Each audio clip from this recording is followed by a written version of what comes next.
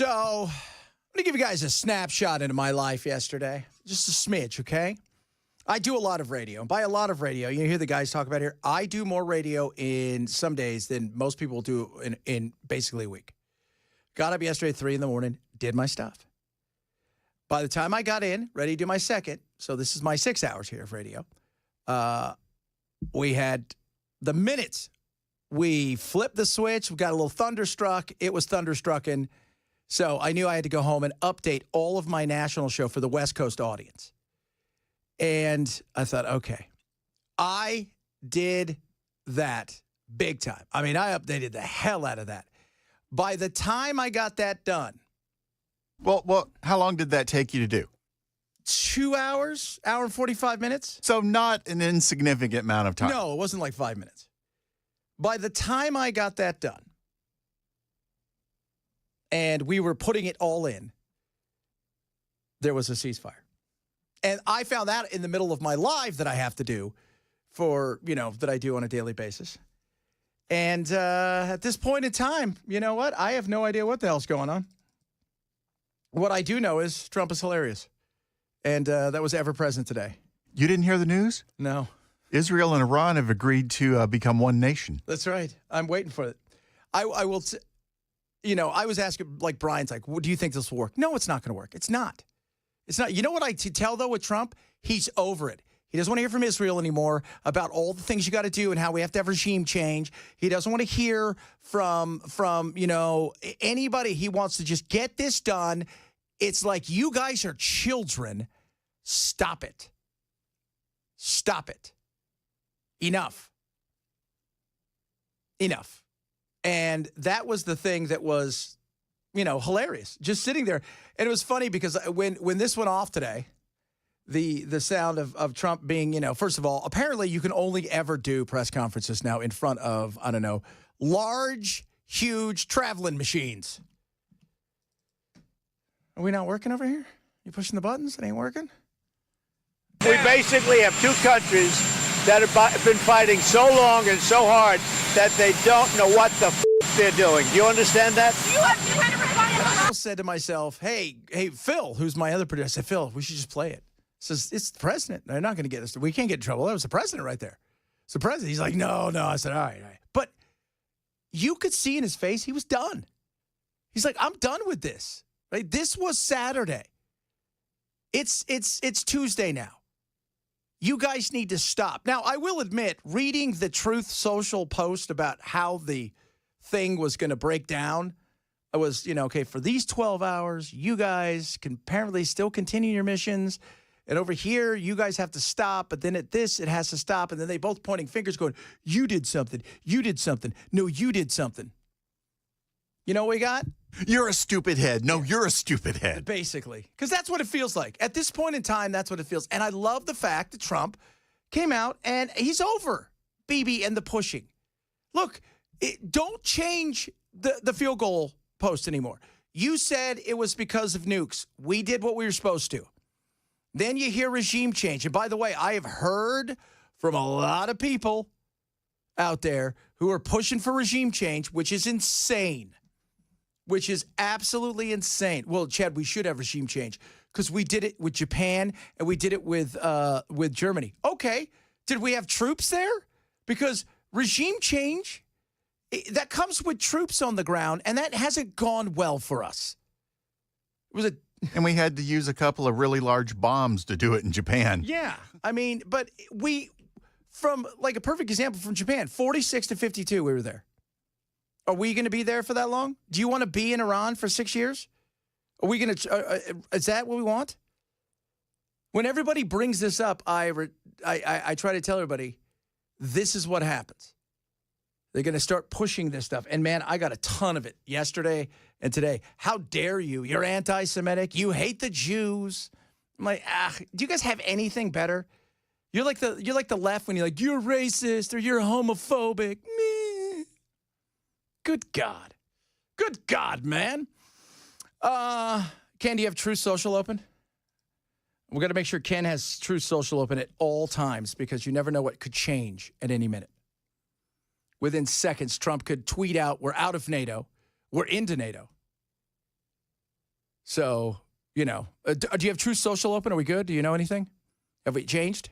Is everything good? Oh, hold on here. We've. I'll get back to you, man. Okay, I just want to make sure because you never know what can happen. Because I heard today Dan's talking, and all of a sudden there had been a ceasefire. And the ceasefire, like I said, I don't know how long it's going to last.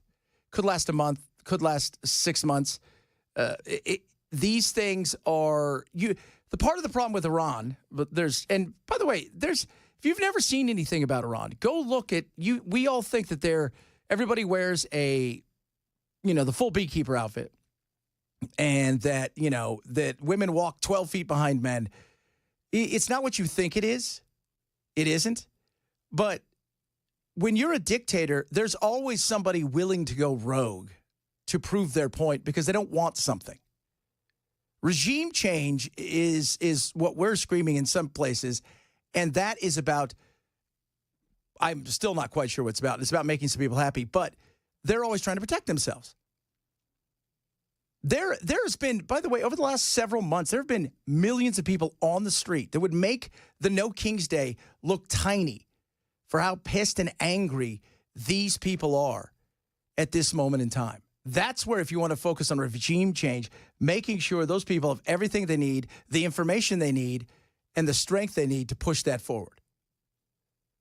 And for those of you not keeping score, Al Green, one of the greats, by the way. Not the singer, though. Not the singer. The actual Al Green on the floor of the Senate. The guy would he have a cane? Was the last time we saw him? Did he have a cane?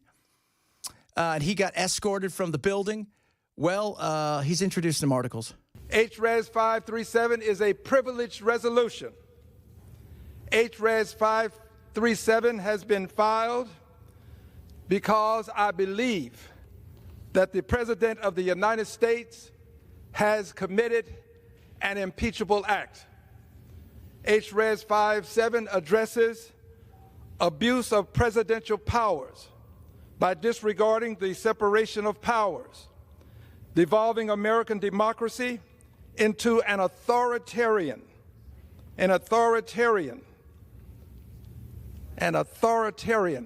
Three times. government, That's it. usurping congressional power Usurped it to declare war. right in your face. Mr. Speaker, I take no delight in what I'm doing. I do this because I love my country. You love every second of it. I take no delight. Settle down. You live for this stuff, dude. You would impeach him every day if you could. And you get a few people out there, right? Thomas Massey, who I like Thomas, but he went around. No. You can't pick and choose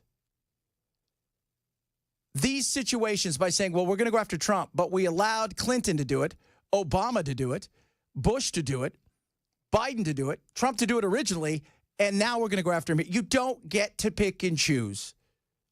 It wasn't a war. They didn't declare war. If he would have declared war and he would have tried to put troops over there and done more, damn Skippy, you should have gone after him. He didn't. It was a one and done. As the kids would say, he hit it, split it, and quit it. Oh. I would love to hear Trump say that at a press conference. I hit it, split it, and quit it. You guys might not recognize that. I know the lingo. Barron teaches me lingo. You don't even know. The lingo's great. Fantastic lingo. Apparently, somebody said that you're in trouble, Ken, because you get high. What did you do? He listened to a lot of Afro Man's what he did. Brian and I were talking about legalizing marijuana. Damn Skippy. And he was, talking about how, he takes a gummy whenever he needs to sleep because, he went through some extreme pain with shingles and is still dealing with that. And so I said, I'll either take a gummy or I'll take a swig off of a THC seltzer every day. Drug addicts. Nothing wrong with that. You're adult, for God's sakes.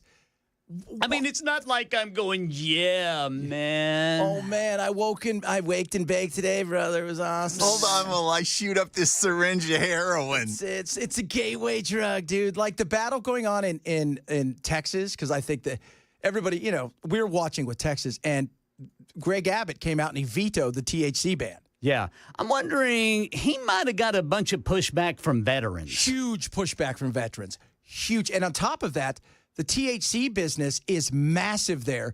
Billions of dollars, huge tax revenue. And Dan Patrick's all, you know what? He just wants to legalize weed.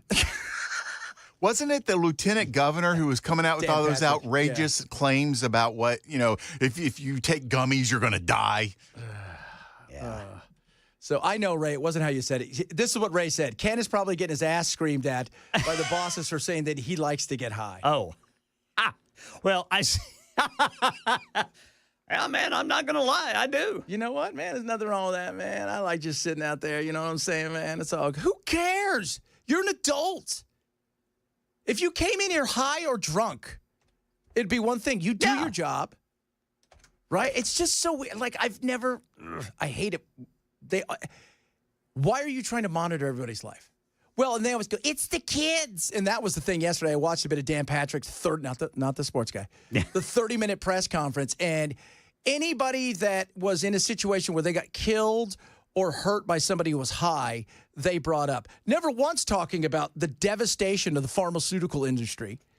Never once talking about that. Never once talking about alcohol and the devastation of drunk driving. And it was just, and then he went out and said, finally, he goes, this is not a Texas I want to live in. Is there another Texas? Good God. Well, I heard you guys talking because he had shingles. I know he said that. Yeah, man. He's still dealing with it from time to time.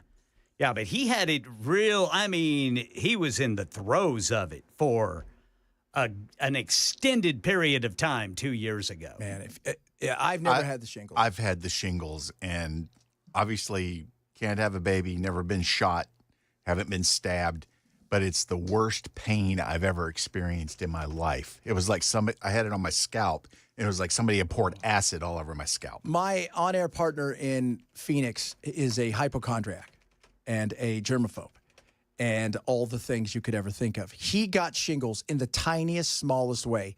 He started researching it, which A, is bad, and B, is hilarious. In the middle of a break, once we finished, he turned to me, and he's got WebMD up, and he goes, do you know at any given time I could have sudden death because of this? And I just said, dude, stop it. Yeah. We're going to take you off of the internet. I don't want to hear how all of the ways you are going to die. I love him, super best friend. I love you. Yeah. But, and it was the smallest bit of shingles. Like, it was so small, it couldn't have been more than like a quarter, maybe like 2 quarters. It was tiny. Didn't spread anywhere else on his back. But I have heard it is a nightmare. I have too, man. It hurts. I had an aunt who it came close to getting in her eyes. That's Jack's grandfather had shingles in his eye a couple months ago. Goodness. It is. I could not imagine. It is, yeah. But no, I mean, if that's what you need, and by the way, the fastest growing segment, here's something for you guys. Fastest growing segment of weed users in America is seniors. Yeah. That's because they were high when they were younger, then it was illegal, and they grew up a little bit, and like, we shouldn't do that. Now that they're older, like, we should totally get high again. This stuff is amazing. Well, and I What do think we got to lose? I mean, I think too. I think Tennessee is moving in the right direction by not. It doesn't seem like they've completely banned THC. No. What they've done is they've brought hemp products that are going to be sold into regulation where they are legal as long as they adhere to the federal regulation of 0.3% or less THC. And in fact, the seltzers that I buy from my neighborhood liquor store, it is posted on the package. And all the ingredients are put on the package. And that's kind of what the legislature here in Tennessee wanted to do. They wanted to make sure you knew what you're buying. Yeah. Because otherwise, it is the Wild West. You don't know what you're getting. But if you're going to it is, when I used to go, my wife smoked a bit. She would go because she had like fibromyalgia and all these problems, and she'd go get gummies and stuff. Mm-hmm. And during the time of the year that, where it was cool because all the snowbirds, That place was a zoo with little blue-haired women coming down to get their gummies and weed. It was hilarious. Can't get this off in Canada, eh? Well, I mean, my dispensary that I go to there in Murfreesboro, I trust them. They're very knowledgeable. Your bud tender? Yeah. I know what I'm getting, and there's seniors in there every time I go in there. Well, they see, that's it. Nice. It's nice. Just adults. Let people be adults. Okay, that's all we're asking. I'm a senior. I'm 57. You're not a senior, but I'm it's weird that we 57, can dude. join ARP. I'll tell you that right now. Coming up, a lot of stuff to get to. Hey, today we're trying something new. It's Hot Take Tuesday. We're going to give you, each of us are going to give you a hot take on something, and we want your hot take. So, Hot Take Tuesday, we're going to do that coming up in a little bit. It is the Chad Benson Show, Super Talk 99.7.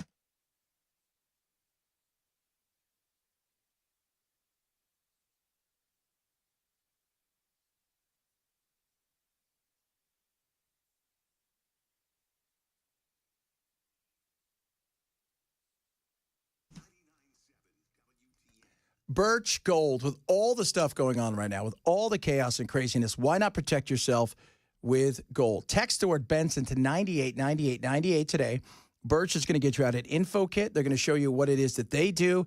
And I'm telling you right now, it is amazing what they can do for you. If you've got an IRA, a 401k, a savings account, it's not doing anything, you're worried about it, especially with the chance that the dollar could struggle. We could see some recessionary stuff. So why not protect yourself? And yes, with the global insanity, this is the time to look at precious metals. They're my company that I choose, A+ rated by the Better Business Bureau. They just want to get you the info. Text the word Benson now to 989898 today for Birch Gold.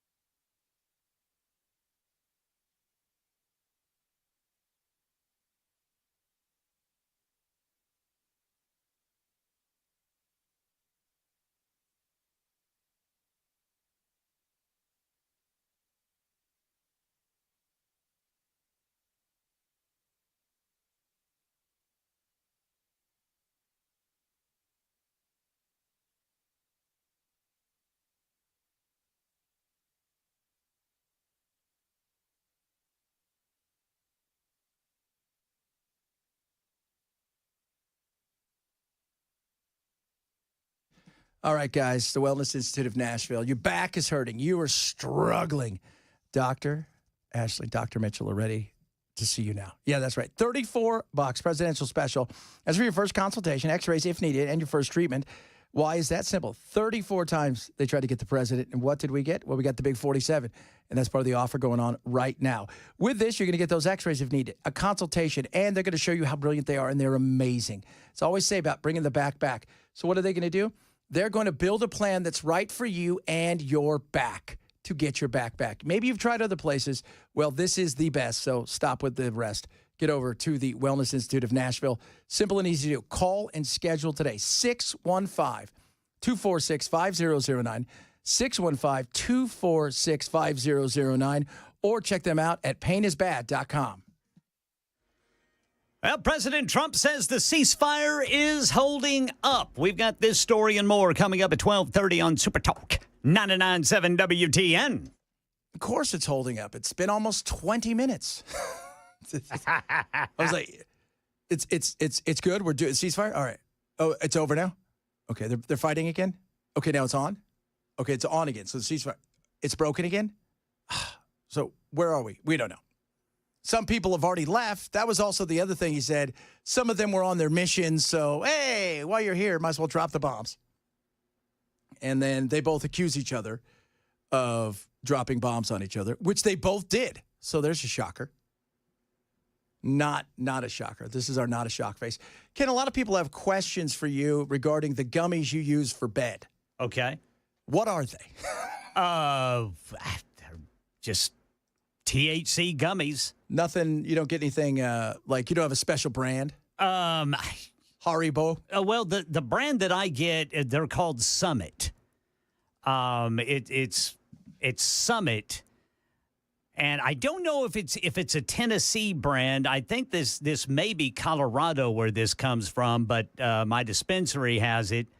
The dispensary I go to, I mean, they've got all kinds of hemp products.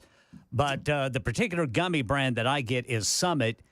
And then some seltzers that I get are made there in Murfreesboro, from what I understand. What do the seltzers taste like? They've got different flavors. Yeah. They've got peach tea seltzer. They're actually not seltzer. It's actually peach tea, and I mean it is delicious. The brand that I drink when I do is called Delta, and they have like lemonade, blackberry, watermelon. They've got all different kinds of stuff. I'm a big fan of the blackberry.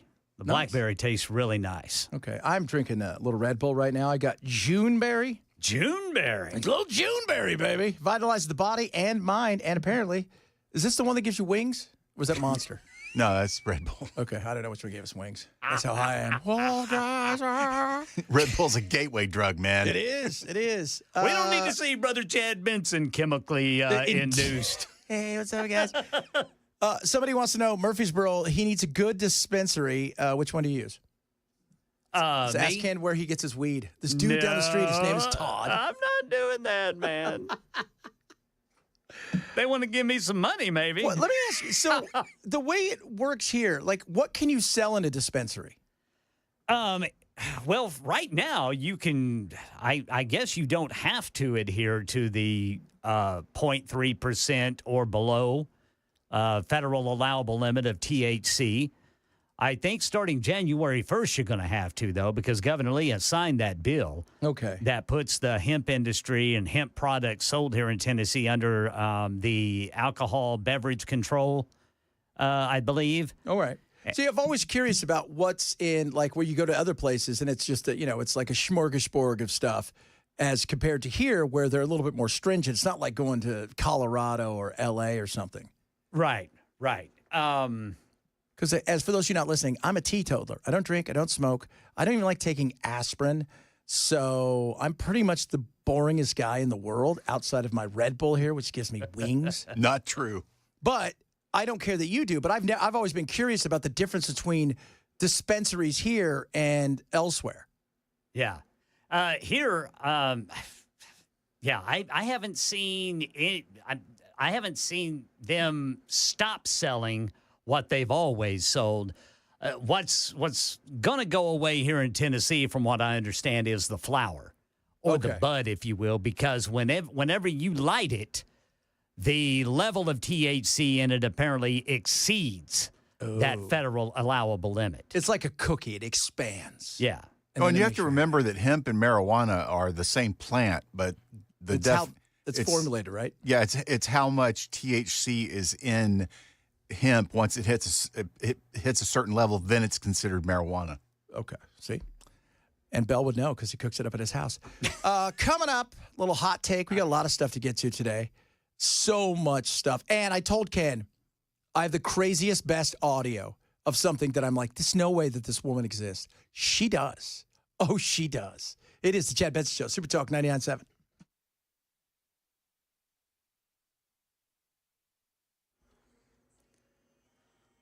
$12:30 on the dot. I'm Ken Weaver with your top stories. Got the full forecast coming up in 5 minutes. President Trump says the ceasefire between Israel and Iran is holding despite a few skirmishes this morning. President Trump spoke to Israeli Prime Minister Netanyahu Tuesday morning after he posted on social media a message imploring Israel to not take further military action against Iran. Multiple sources familiar with the call say the president was, quote, exceptionally firm and direct with Netanyahu about what needed to happen to sustain the ceasefire. These sources Sources say Netanyahu, quote, understood the severity of the situation and the concerns the president expressed. Karen Travers, ABC News, Washington. Congressional lawmakers reacting to the U.S. strikes on Iran. Many of them say President Trump abused his power by not briefing them on the actions first.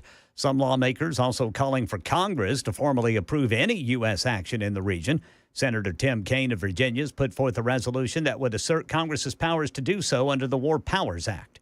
National Transportation Safety Board holding a hearing today about that incident on an Alaska Airlines jet last year where a door plug flew off mid-flight. ABC's Mike Dubusky with more. The preliminary report from the NTSB last year found evidence the door plug, after being serviced by Spirit Aerosystems employees at Boeing's factory, was closed with no bolts in several locations. Those missing bolts are ultimately what led to the door plug detaching, according to NTSB Chair Jennifer Homendy. Several barriers of defense must fail for the error to lead to an accident. The agency says the finalized report will be available in several weeks. Mike Dubusky, ABC News. Yeah, the board is also discussing recommendations to prevent similar problems from ever happening again. And a sad note, 8 people now confirmed dead from a capsized boat in a storm in Lake Tahoe on Saturday. A body of the final missing boater has now been found, bringing that total number of dead to 8. That's the latest news. Weather's next. I'm Ken Weaver, WTN News.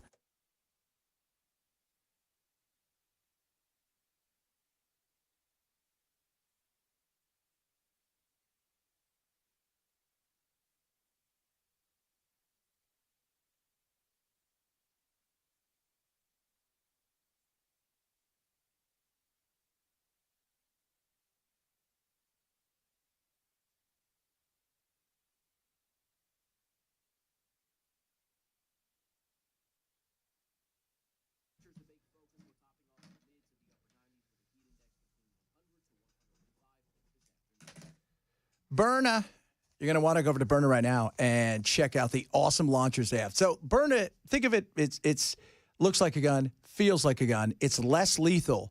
You can carry it anyway. No waiting time. And their brand new one is incredible. Looks like a Glock. It fits in your hand. It feels amazing. Has the same feel. The beauty of this is you can practice all the time for a tenth of what it costs to practice elsewhere. You can even work it and practice out in your backyard, in your house. It is incredible. Top of that, you've got something now that you can carry everywhere. You don't have to worry about something. And when you're teaching somebody younger, people that may be nervous around guns and firearms, let me tell you something. It's a great way to get people started. It is amazing, and what they offer is incredible. Check out their technology. Police across the nation are using them. They work. And yes, should somebody come in, let me tell you something. The stopping power is incredible. You won't think once or twice. You'll think never again. Burna Technologies, right here. You can go here to Nashville. Call them. They're open 7 days a week, 615-558-0534, or check them out online, byrna.com.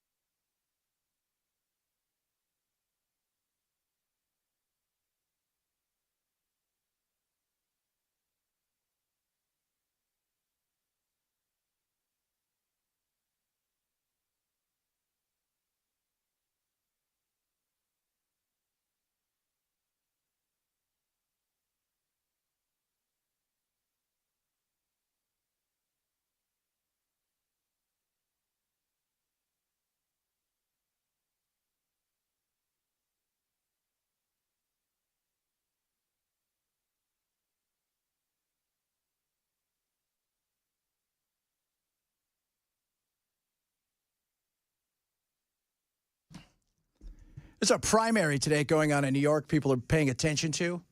So it's a Democrat primary, and they do ranked choice. So you put your first choice down, your second choice. You don't have to. You can only put one if you want, but that's how you put it down. If somebody gets over a 50% threshold, then they're the nominee. If they don't, then they continue to count it down. It'll be a plurality of stuff.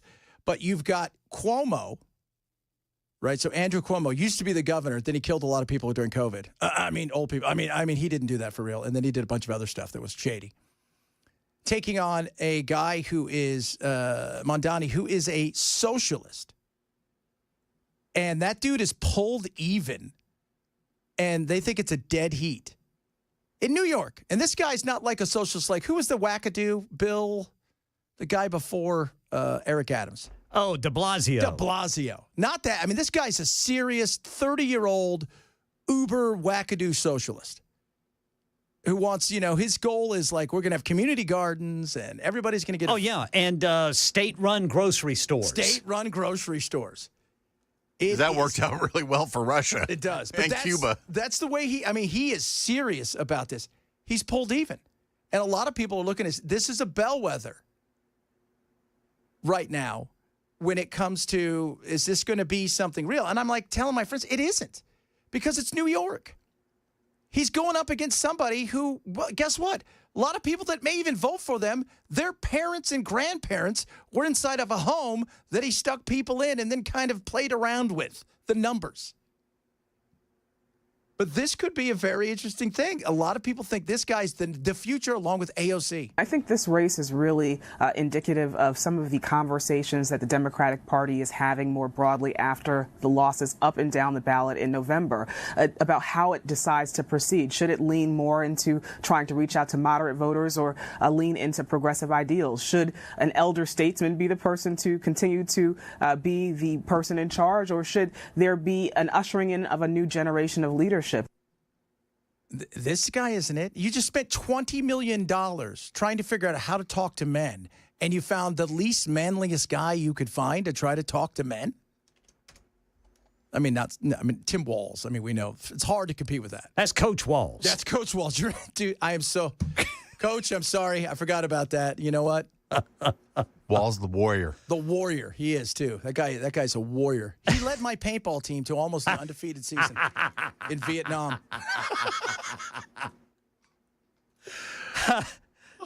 This will be interesting, though. Ranked choice voting is interesting because the Republicans have no shot. L.A., New York City? Yeah, not anymore. Yeah. It has to go so bad. You ever watch a movie from the 80s and they show New York and you're like, my God, New York was a dump. It was gross. It looked like it was cloudy all the time. It was Death Wish. You ever watch Death Wish? You're like, There are places in New York they show in the 80s that are blocks of abandoned places that would be worth several $100 million now. But it had to get so bad that you had to put somebody in there that was willing to go hard.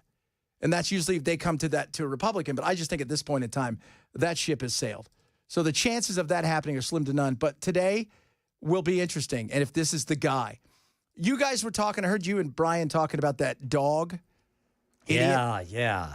This is the story, I think it's out of North Carolina, of a woman who saw a dog and said, no, I'm not going to let this happen. America is already bracing for a major heat wave, so it is the perfect time for a reminder to never leave a child or pet in a hot car. This woman saw a dog panting in 90-degree weather, so unable to find the owner, she opened the car door and gave the dog water. Then she got the shock of her life. Yeah, because the cops showed up. And she was in trouble. For what? For trespassing. Oh, my gosh. For trespassing. That could have happened to me. Apparently, in North Carolina, you're not allowed to. She said she went into the Wendy's. She looked around. She went to the little areas in and around there trying to find somebody. She called 911. Nobody had come out. She then just said, screw it, I'm going to do it. So she goes and does it. Smart. And didn't seem to break anybody's window or anything. And the dog was, obviously. But the cops came out, and they basically said, I don't know what the hell you think you're doing, but you're not allowed to do that. She's like, I called you guys. Nobody showed up. Right? And then when you did, you're mad at me. You can't do that. Suzanne called 911, but she says she couldn't wait for police to arrive. So she took matters into her own hands to rescue the dog. She went to open the door of the pickup truck, and to her surprise, it was unlocked. Suzanne gave the dog water from her water bottle. 10 minutes later, an officer showed up. Turns out her good deed, giving the pooch some cold water, landed her in hot water. So what right do you think you have to open someone's door? I already told you, I don't think that I have a right, but all I said was that if there's a dog and on a 90 degree day locked in the car panting, I'm going to give it water. You have no right to do that. Okay. Turns out under North Carolina state law, only first responders are allowed to enter a car if they can't locate the owner. So what do you do at that point? You just watch the dog die? No. Here's the great thing. She got it all on video. And they're looking for the owners. The owner, first of all, came out and said, I'm not charging. Now the people are like, they told the cop, look, we're going to talk. We're going to have a conversation about the way you talked to this girl and what was going on, because you see she wasn't breaking in. And the owner now, they're wondering, they may charge him with that. It's common. Like, how hot's it today? 412? Is that what it is? So she said she called first responders, but they didn't show up. Not in the time. It's like we were talking about yesterday with those people. How many times those people outside, nobody did anything for that dog. And if you call first responders and it's a bad situation, and like, what if it's a kid? Are you just to go, well, you know what? I'm told I can't touch that. No, you do it. Yeah. You do it. And then let, everything lie where it is. And if things go right and people get it on film, you may get a good GoFundMe. Yep. But you do that because it's the right thing to do. And sometimes stuff happens. Maybe the car shut off. I don't know what it is. And most people, by the way, if I went out and I had a car that was on automatic, but it shut off, and somebody broke the window to save my dog, I would not hammer them with trespassing or anything like that. I would say, thank you so much. But can you believe, God, what the hell is wrong with us? And the fact that we have to have PSAs and we have to have reminders every year. Hey, it's 212 degrees outside and 4,000 degrees in your car. Don't leave your animals in there. Yeah. Don't leave your kid in there. I know. It is amazing that we have to do that. Because there are people out there, they have no clue. No. Isn't that? I'm amazed. Yeah. What does Simon say? It's a fur coat. They're wearing a fur coat. I mean, that's it. And you. Apparently, somebody just said you can break a window for a child or dog. That's good. That's what you should be able to do. In Tennessee. Well, you could do that anywhere if you feel the need. It's it's much easier to ask for forgiveness than for permission. And I'm not going to let an animal or something die because the cops can't get there in time. I mean, it's insane. It really is. All right, Hot Take Tuesday, guys. Hot Take Tuesday. So Hot Take Tuesday, we're going to do something new here. I want everybody to give us a hot take.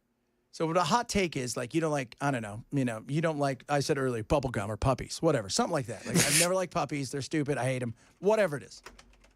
But it could be anything like that, but try to make it, like, realistically. Like, for me, I'm going to give you guys my hot take. All right. I never cared for the Beatles. I never liked them. They did nothing for me. I can agree with that. I mean, I'm not saying they don't deserve the recognition. They could be great, but personally, my hot take is I think they were completely overrated. My hot take, I think John Lennon was overrated. Ooh, I like that. I mean, he's talented. I get it. But I don't think he was the Beatles. No.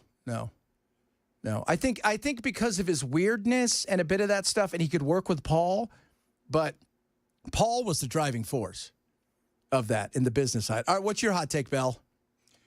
All drugs, bar none, should be legal. Ooh, I like that. Look at that, Bell. Went straight to heroin's legal. Oh, I've got another one. Well, meth. Go for it. All right. You cannot put nuts on brownies. Ever. Boom, I like can that. support that. Yeah, I'm down with that. No pecans on brownies. No. Oh, it ruins the whole thing. The whole thing. And when Or somebody in hands them me, either. I just want to throw it at somebody. Take that back and do it right. If I want some chocolatey goodness, I want chocolatey goodness, not nuts.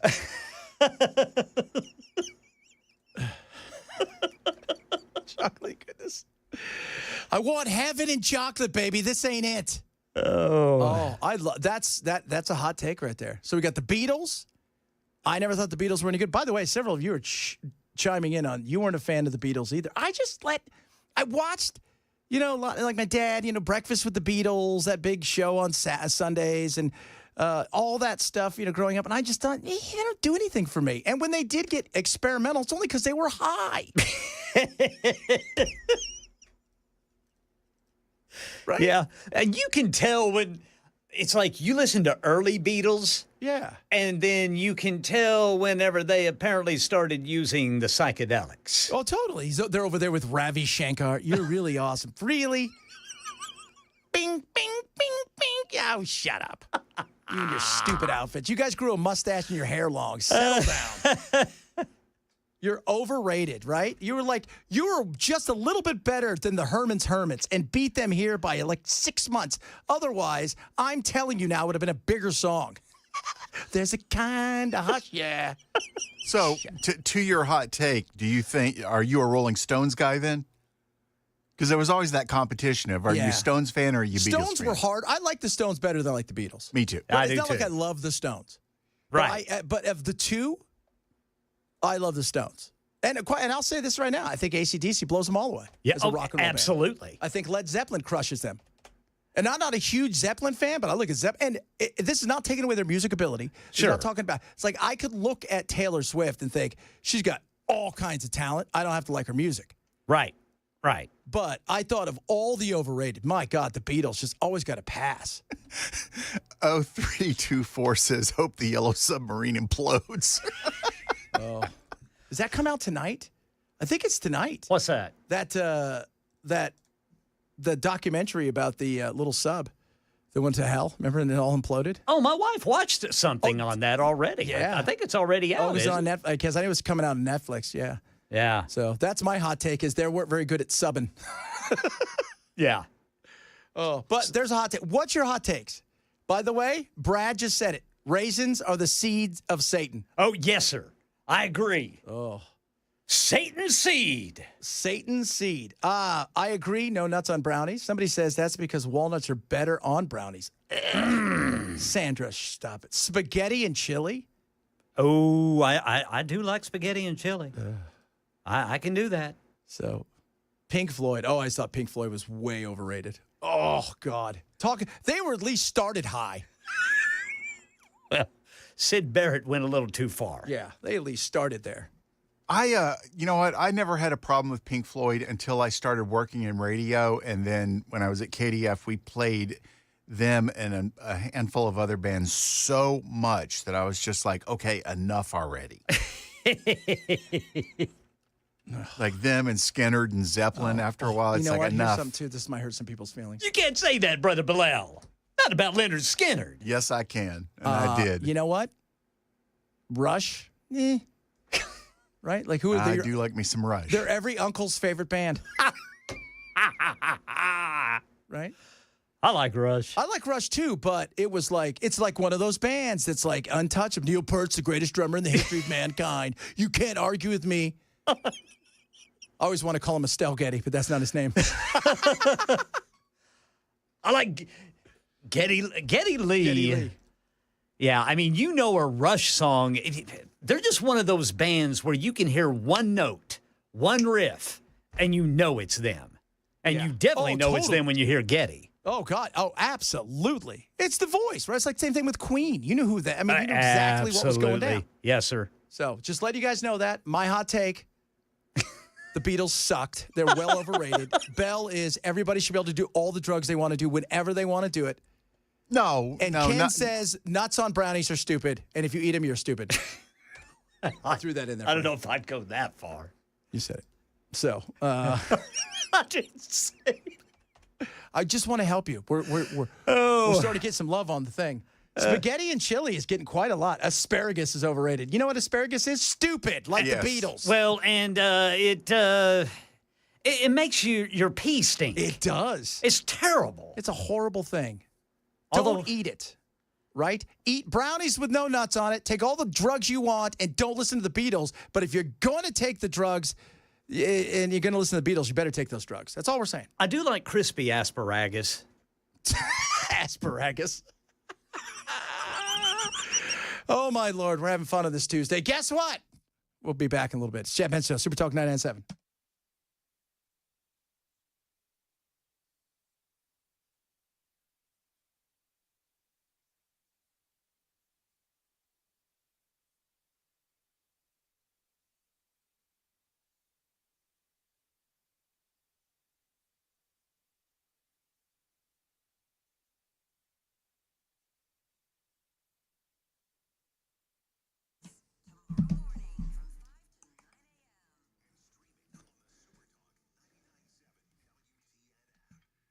Raycon, best earbuds around. You'll love your Raycons. Fit, second to none. Feel, second to none. When you want to listen to great music, these are the ones, not the Beatles. Let me tell you something about Raycon, how amazing they are.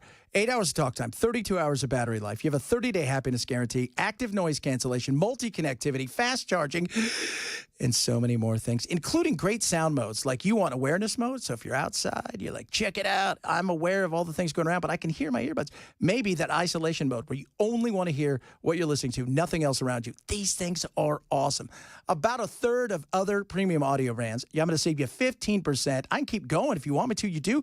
Tons of colors to choose from. Oh, yeah, baby. And are you ready for this? 30-day happiness guarantee. And that is no questions asked. Boom, 15% off. Save it now. Start well under $100. Go to buyraycon.com/Chad. Just in time for the summer. Weather and sweat resistant. They'll stay in your ears as you're working out. Buyraycon.com/Chad.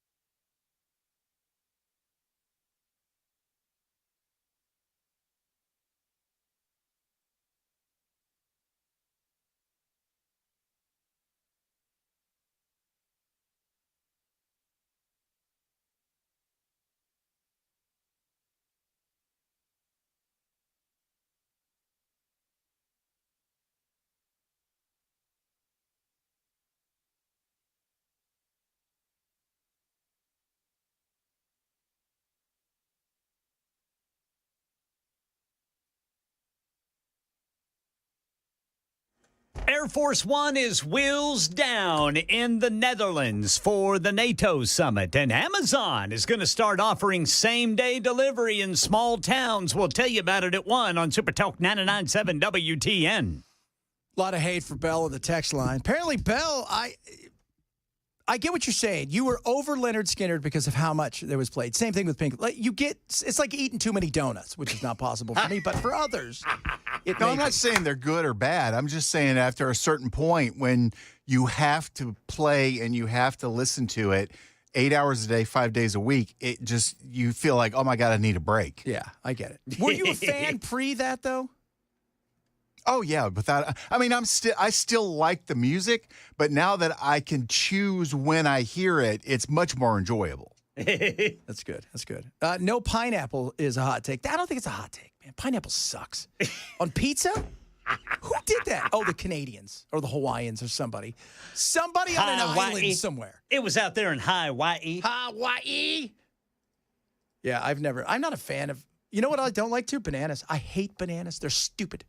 Not if you dip them in peanut butter. You know what? You know what's good? You dip them in peanut butter, and then you throw away the banana and just eat the peanut butter because that is the right thing to do. Is what the Lord wants. That's what the Lord wants. What the Lord wants, I say, my friends. Metallica's overrated. Woo! What? So, my goodness me.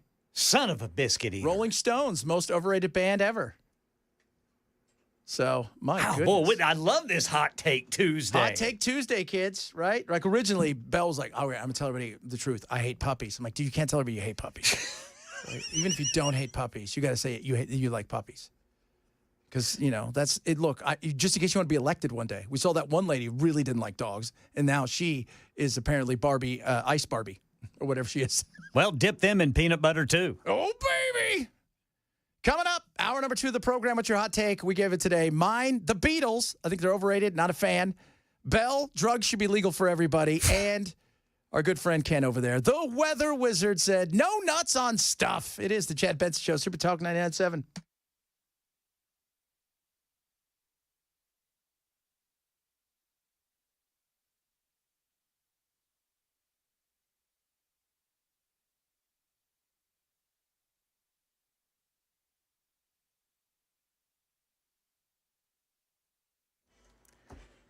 One o'clock on the dot. I'm Ken Weaver with your top stories. Got the full forecast coming up in 5 minutes. It's wheels down in the Netherlands. President Trump has arrived on board Air Force One for the NATO summit. Asked whether he believed in Article 5 of the NATO Charter, which stipulates that if one NATO member state is attacked, it is considered an attack on the entire body. I'm committed to saving lives. I'm committed to life and safety. And I'm going to give you an exact definition when I get there. I just don't want to do it on the back of an airplane. Congressional lawmakers reacting to the U.S. strikes on Iran. Many of them say President Trump abused his power by not briefing them on the actions first. Some lawmakers also calling for Congress to formally approve any U.S. action in the region. Senator Tim Kaine of Virginia putting forth a resolution that would assert Congress's powers to do so under the War Powers Act. The energy amongst certain congressional Republicans to even address this war powers question has somewhat kind of left the building because they don't view this as an issue that needs to be tackled in the immediate because they don't see any more U.S. strikes on the horizon because of this ceasefire. Now, if the ceasefire doesn't hold, you might see some of those Republicans that were inclined to talk about this war powers issue that would be inclined to back a kind of Kaine resolution, get back on board. That's Jay O'Brien reporting from Washington. The NTSB met for a hearing today to finalize the preliminary report on the incident on Alaska Airlines Flight 1282 where a door plug flew off mid-flight. Patrick Fox is chairman, Surface Transportation Board. We found through this investigation that most of the Boeing personnel were unfamiliar with the process of removing and installing a MED plug. NTSB Chair Jennifer Homendy says kudos to the crew that day. The crew knew precisely what to do. They acted without hesitation, and it saved lives. And yet the crew shouldn't have had to be heroes, because this accident never should have happened. The agency says the finalized report will be available in several weeks. The U.S. Supreme Court giving the green light for the Trump administration to resume deportations of illegal immigrants to third countries like El Salvador, South Sudan, and Libya.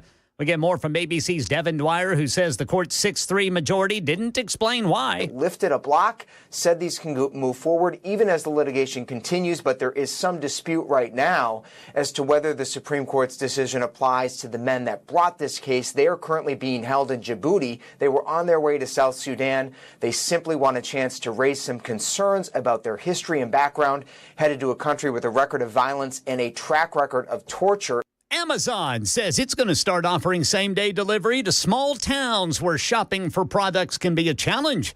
In a new $4 billion investment, Amazon announcing it will offer same-day and next-day delivery to 4,000 small communities in the U.S. where currently shipping times can be lengthy and grocery stores a long distance away. That's the latest news. Weather's next. I'm Ken Weaver, WTN News.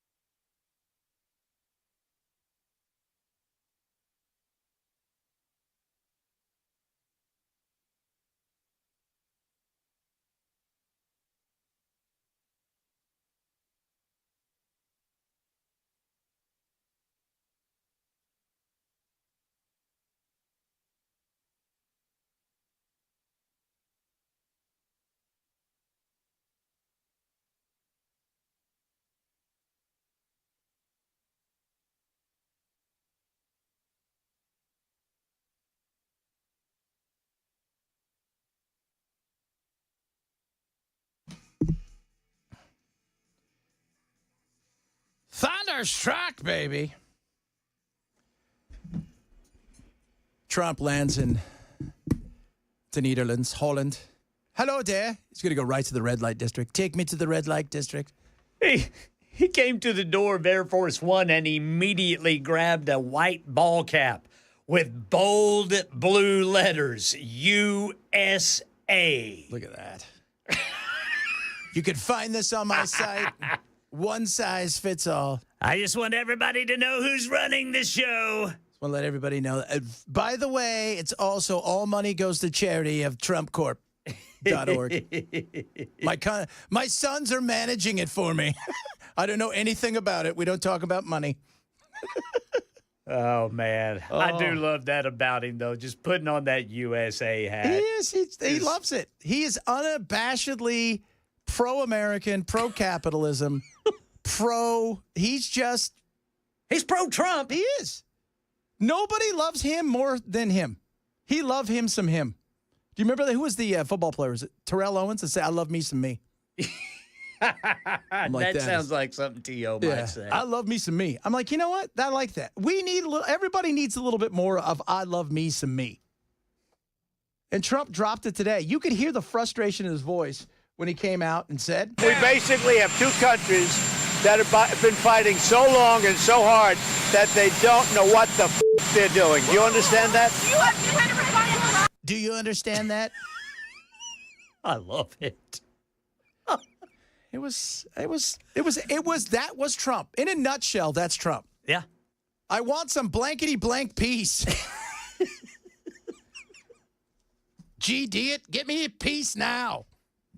And it's great. Like, for now, I mean, the peace. I mean, I know. You know, it's been interesting to watch the battle in the MAGA world over who's more MAGA and did I vote for this or did you not vote for this? Oh, yeah. And regime change and our night guy fighting with Tucker Carlson. Yeah. Let me tell you, Tucker Carlson. Oh, are they fighting? Oh, big time. Oh. Like they can't stand each other. It's like it's gotten they're tearing each other apart because the war hawks are out there doing the war hockey thing. There was somebody on CNN today going, we need regime change. It's like, shut up with your regime change. Still, it's over. Yeah, I think Trump came out today and said, we're not doing that. Yeah, we can't. Yeah. We can't. Well, I know what he said. He said chaos. That's exactly it. We don't want it. No, because what happens? I remind everybody this because so many of you will start sending me stuff, say, what about Japan? And what about Germany? We were in those nations, armed forces, occupying those countries as they rebuild. Do you think Iran is going to want us there? And talk to anybody in the world of the military, they'll tell you smashing things and fighting things is one thing. Occupying is something wholly different. Yes, sir. So... Well, plus, there's going to be a certain segment that would welcome the mullahs being removed from power, but there's also going to be a huge segment of the population is like the great Satan has invaded and we have to fight back. And even some of those who want these people gone don't want us to be the one. They want to be the ones that do it, and they're going to feel like that they are like we're stepping on them. How would you feel? Honestly, how would you feel? If you got, we had a horrible dictator. Okay, we'll call him Donald Trump because that's what these people think out there is whackage. But that another country would come here in the guise of something and they're going to depose them and put somebody in, by the way, that they want because that's what it is. So let's all just get over ourselves, okay? You guys can still hate on Bell. He hates Leonard Skinner. That is not true. That is not what I said. You're telling the audience lies. Well, you're the one who said it, and it's Hot Take Tuesdays. We're doing a new thing, Hot Takes. So we're giving everybody our hot takes. And the hot take for me today started off was, I think the Beatles are the most overrated band in history, and I've never been a fan. And even when they got experimental, it's only because they were on weed hanging out with Ravi Shankar. Right? And then Ken took the hot take of, don't put nuts on brownies. You're stupid if you do that. And then Bell's like, everybody should be able to do all the drugs they ever want to do all the time. No, I didn't say all the time. You shouldn't be doing them when you're driving a car or you're taking care of children. All the time, you said. And you hate Leonard Skinner. You were like, you did were not double say deep that. on that today. I said that I was tired of them because I had to listen to them so much when I worked at KDF. By the way, we got a phone call. You guys want to hear it? This is hilarious. So we're talking about our hot takes. This is what one guy said. I like me some Santana. What do you like, sir? I like me some Santana. Fantastic. I like Santana. I like Santana, too. So feel free to leave us a little voicemail if you want there. That's hilarious. I like me some Santana. And you know what? Yes, sir. It's again, hot takes. These are just honest. Like, it's an honest opinion. Like, we don't always have to like everything that everybody else does. So we're just putting that out there, right? Like, Ken was very open with nuts. And quite frankly, I agree with him. Brownies should never be touched. No, sir. They're meant to be brownies. They're not meant to be some delivery system for stupid nuts. It's a dumb thing. That right there, that's communism. That's communism right there. I'll tell you that right That's something the Ruskies would do. Totally. If they could, but they couldn't because they had nothing going for them. The Ruskies. Are they still fighting over there? Apparently, yes. So it's kind of, Vladimir is he's kind of pleased with the attention being taken away for a little while. Yeah, it's getting ugly. I know that. I know he's been unleashing stuff. I wonder what because NATO today, and that's the other thing. Everybody's like wondering what is Trump going to do with NATO. Like he's kind of like, well, Article 5 is kind of like a suggestion. It's not like a real thing. I'm like, okay. He says that to get attention, and he's got it. He's got attention. Because you know what? The right thing was done. We didn't put boots on the ground. We blew stuff up, but the rightest of the rightest stuff was done when he looked over at Bibi Netanyahu and told him enough. Enough. And his people, by the way, have been on the streets outside of these last few days. Yeah. In hundreds of thousands. They're over this. They don't have their people back. They don't. Oh, from Hamas. Right. That's not settled. And by the way, most people in Israel, they believe in a right to exist and protect themselves. They're not thrilled by the fact that just over the wall there are tens of thousands of people who are starving. They're not a fan of that either. So, yeah, you got to be strong and hard, but there comes a point in time where it just feels like you're beating up on something that's almost dead. But you haven't got your people back yet. So, Bibi, he's doing everything he can. I'll tell you that right now.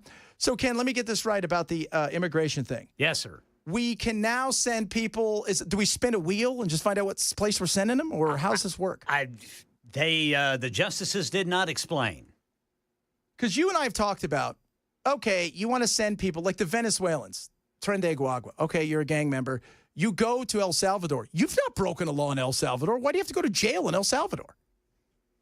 Yeah. That was always an odd thing to me.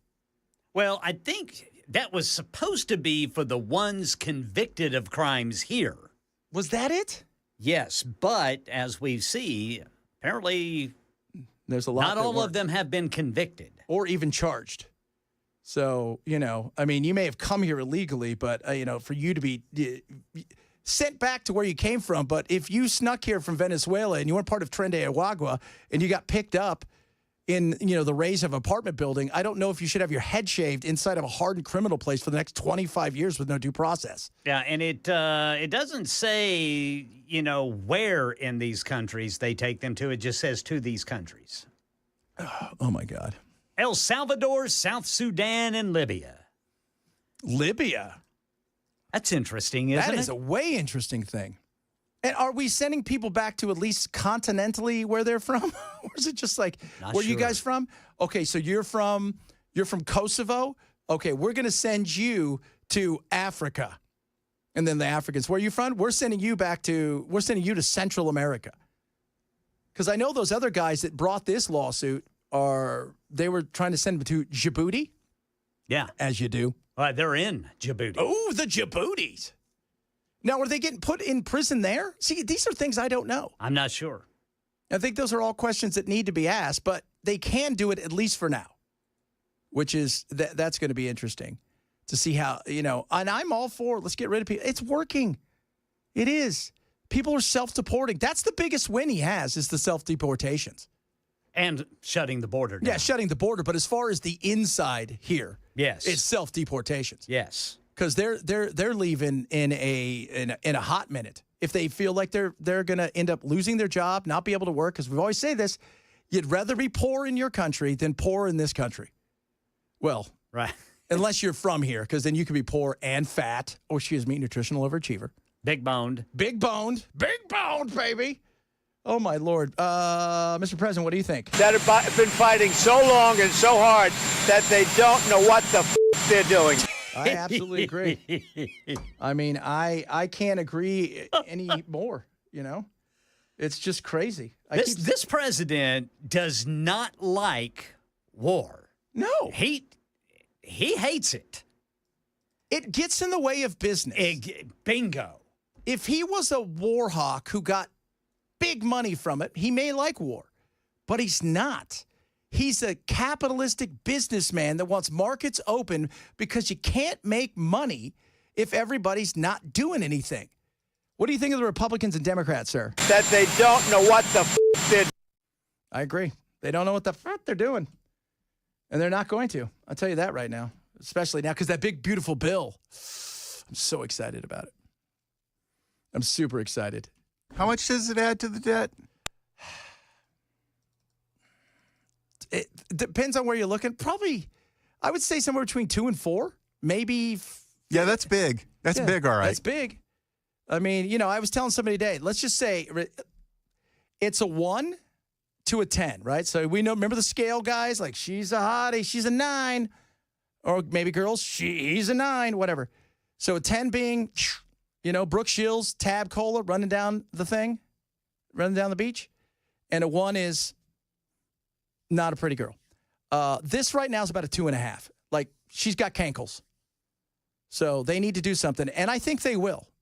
Because I saw Rand Paul's already come out and said, not like this. We're going to have to figure some stuff out. You can't lift the debt ceiling by $5 trillion and then tell everybody, well, we're cutting $1.5 trillion. Yeah, but I've done the math. 5 is more than 1.5. It's great if you're golfing, but you're going in the other direction. And that's the thing that's frustrating. That they don't know what the they're doing. Exactly. Exactly. Let's see here. Hot take. I like mustard on biscuits. I'm fine with that. I'm okay. You know where I like mustard? A hot dog, and that's it. That's it. That's the only place I like mustard. Where's that? A hot dog. On a cheese sandwich? No. Really? No, it's okay. I kind of agree. Yeah. I'll take mustard on a hamburger. Yeah, but not too much. Because the thing is, sometimes mustard can be so overpowering, you only taste the mustard. I want to taste the beef. That's right. Where's the beef? In my belly. That's incumbent upon you to control how much you put on your but sandwich. Sometimes when you go places and you ask them for, like on your burger, mustard, and that's why you got to get it on the side. Yeah, that's what I was going to say. You fix it by asking for them to put the mustard on the side. Chicken on biscuits is disgraceful. Vienna mustard. Mustard on bologna sandwiches. A lot of people like that. Fried bologna. Oh, yeah. That worked out well for that guy that ate a lot of fried bologna. What do you say, sir? Republicans, Democrats, who's the winner? That they don't know what the they're doing. Exactly. Coming up, we do know what we're doing. We got some more of your hot takes. I got crazy audio just for Ken. I have to double check and make sure the words aren't so bad, but let's just say the person that is doing this, it's crazy. How do we get here? This is why, Democrats, you don't win. Chad Benson Show, Super Talk 99.7.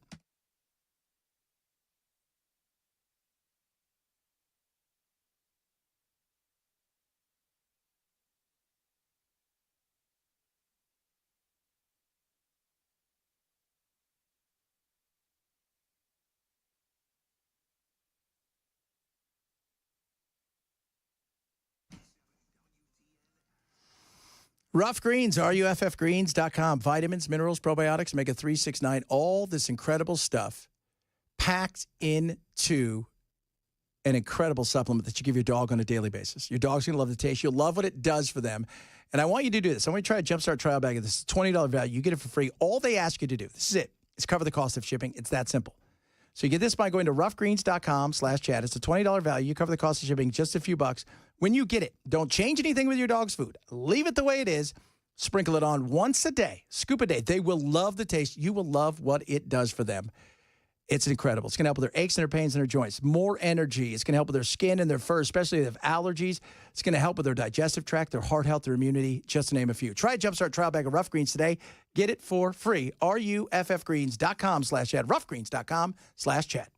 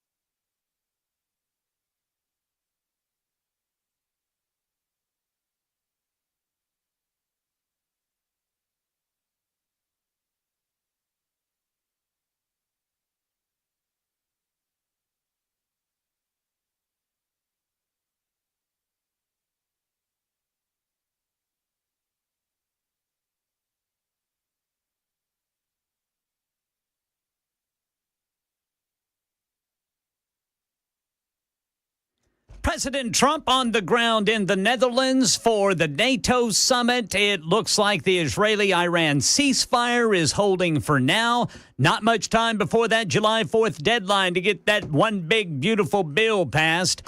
And French police say nearly 150 people got pricked at a music festival by something. We'll tell you about that at 1:30 on Super Talk 99.7 WTN. Ken, I was wrong about this lady. I told you how much money she makes. Yeah. She makes $98,000 a year. When you guys hear this, you're going to swear that there's no way this is why right here Democrats don't win. Her name is Caroline Kratowitz. She's a performance excellence specialist overseeing the formation of collaborative interagency teams to design, develop, and deliver major citywide projects with the aim to improve outcomes for Madison residents. And this includes having at times to channel her inner self. And, selves. Okay, y'all, I need a little real talk for a minute. Helping Carolyn Ann tell the world what a spirit medium and channel is her goal now. Carolyn Ann, you can speak freely. We're also here. Carolyn Ann Kratowitz. By the way, you are Carolyn Ann. I just hope you know this, okay? Nobody's buying this. But it gets better because now she's going to start breaking into accents and stuff or different voices. Wow. Carolyn Ann Kratowitz. I'm a spirit medium and divine channel. Do you know what a spirit medium is? A spirit medium holds space for a spirit to come through from beyond.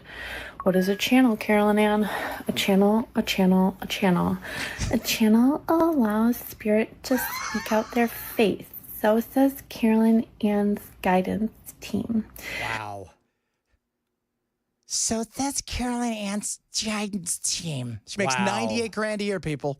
Doing that. Soak it up. It ain't over. You're sitting there going, hey, we got to put in this new sheetrock for this thing and then pave over this thing over here. We got to get some of these potholes up. Let me tell you guys what my inner being is saying. We like to slip in and out of this girl's fun, factual, funny ways of the world funny forward. Don't be so funny in the ways of the world order forward, Carolyn Ann. We need you to be serious. Serious. Do you know how serious the what on earth? You have to be serious and not such a liar. Okay, I'm not a L-I-A-R, I'm a L-Y-R-E for these spirits. Do you know what a liar is? L-Y-R-E is something you play with. This is a grown person who makes $98,000 tax dollars a year. Yeah, so $98,000. And she works for the city in Wisconsin, Madison. $98,000 a year, not counting the benefits and the whole 9 yards. What are we doing? What are we? First of all, hold on, Ken. Ken, I'm getting a reading right now, and it says these people are full of it. Oh my God! These spirits from beyond like to play with a Carolyn Ann. She's a divine creature of this great world order. I think the divine creature was in some coke. Wow. Great world order forward. She's going to help you awaken your soul's potential into something that may not even have to be paid to do for work. Why on earth would you do this for fun and free, Carolyn Ann? We know you could make a ton of money doing this. Don't talk about shit again. That's what she thinks this world is full of. She thinks this world is full of shit and she doesn't want to cry about it anymore. Wow. How did we get here? And I know, look, I'm not a big fan on mediums. I like larges, but whatever. What?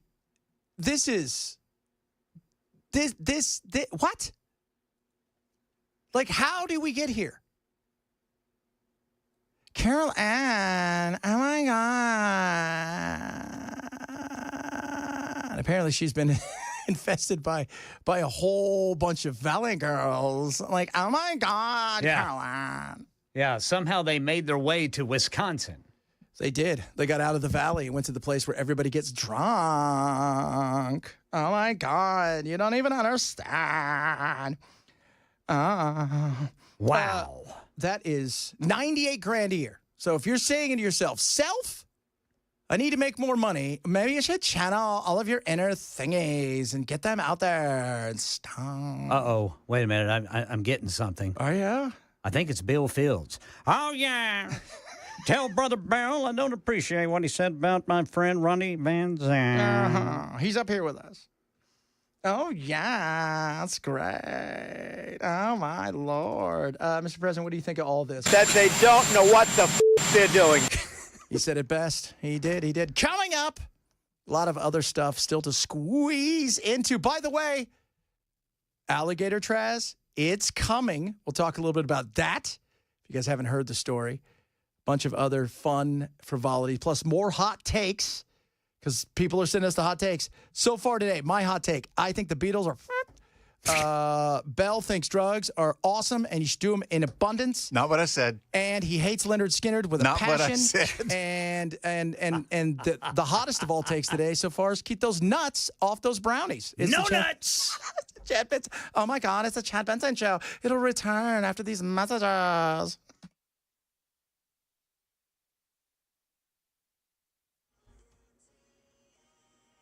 .1:30 on the dot. I'm Ken Weaver with your top stories. Looks like it's going to be another scorcher today. In fact, it doesn't look like it is. It is. Some folks could see heat indices upwards of 109 degrees today in parts of Middle Tennessee. Got the full forecast in 5 minutes. President Trump's on the ground in the Netherlands for the NATO summit. The whole flight over, he was working to keep the Israeli-Iran ceasefire together, and it appears to be successful so far.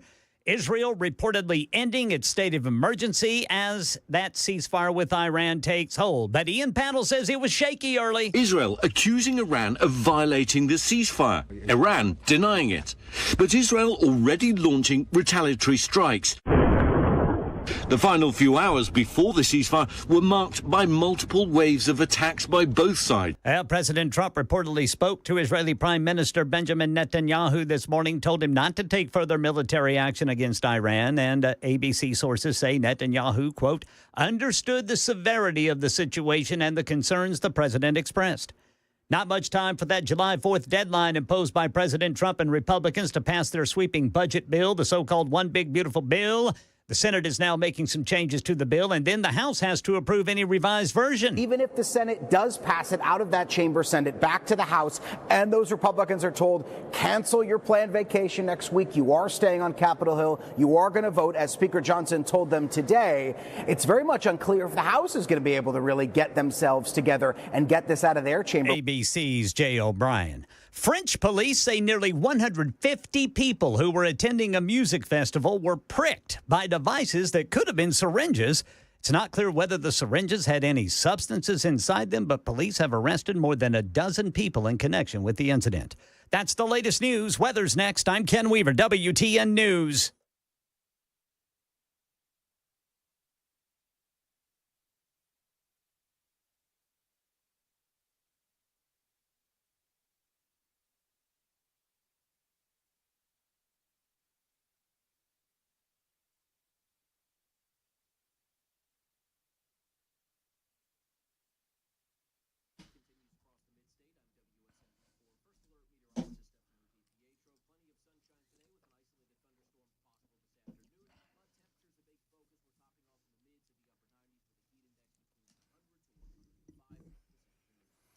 BCB HVAC. You guys want to get away? You still have a chance to buy a new HVAC unit this month and get registered to win a trip for two to the beach. They're going to take care of travel. Okay, so it's a 3-day trip. We're talking about gas, 2 meals per day, lodging, all that stuff. They're going to announce it on Facebook that you got to buy this month. So if you're having issues with your HVAC, get BusyBee out there. Okay, they're going to take care of that. Plus, let's just say maybe you're not sure. It's okay, but my ducts, they're full. Oh, my God, all my ducts in a row. If you, right now, call BusyBee, they'll come out and clean your ducts. They're going to give you the deluxe package, and all you have to do is buy the mid-tier package. Top of that, got great deals on video drain inspection, water heaters, you name it, they've got it. And maybe the most important thing of all, the Beehive Club. $99, get you this year and next year. Boom. That is a win, my friends, a win indeed. So what are you waiting for? Call them today if you got any issues, and definitely join the Beehive Club, 775-7833, 775-7833, or visit busybhvac.com.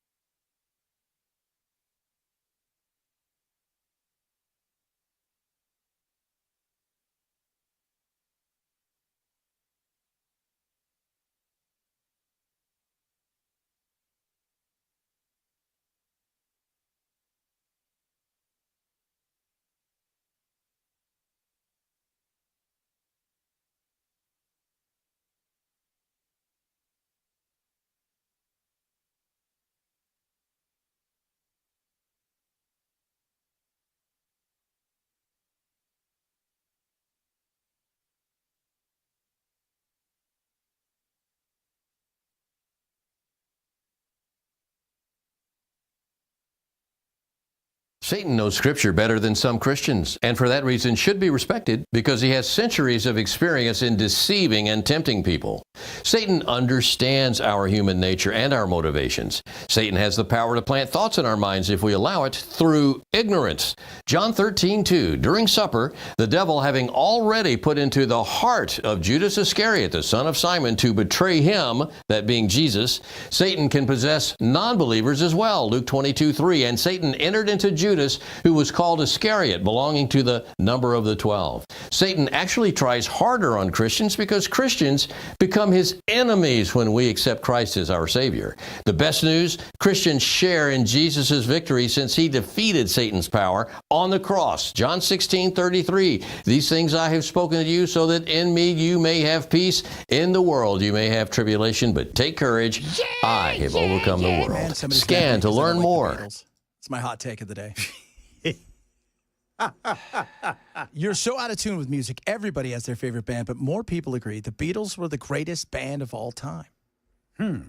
Well, it's okay if you think that, but you don't have to think it. No. Yeah, you do. No, you don't. And you shouldn't. I mean, ABBA kicked the Beatles' ass. All over the place. Everywhere, all the time. And Benny never got the respect he deserved. That's absolute facts. Throwing down the facts. I'm just letting you guys know, okay? These are real things that are happening in the world. I'm still looking at her $98,000 salary. Man, I cannot believe that woman is getting paid to do that.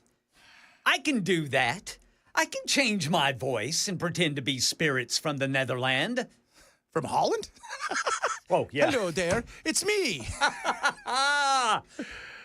Oh, my. Oh, what's that, Mary? You have a project over on the east side that you're working on? Yeah, let me consult my spiritual advisors. Hold on a second, guys. I'm getting something. What are they saying? Do your job. Oh, no way.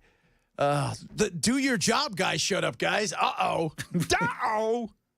By the way, people are reporting that apparently Trump and Bibi had a testy phone call. I bet you they did. Yeah, and it sounded probably a little bit like this. That they don't know what the they're doing. That's probably what it sounded like.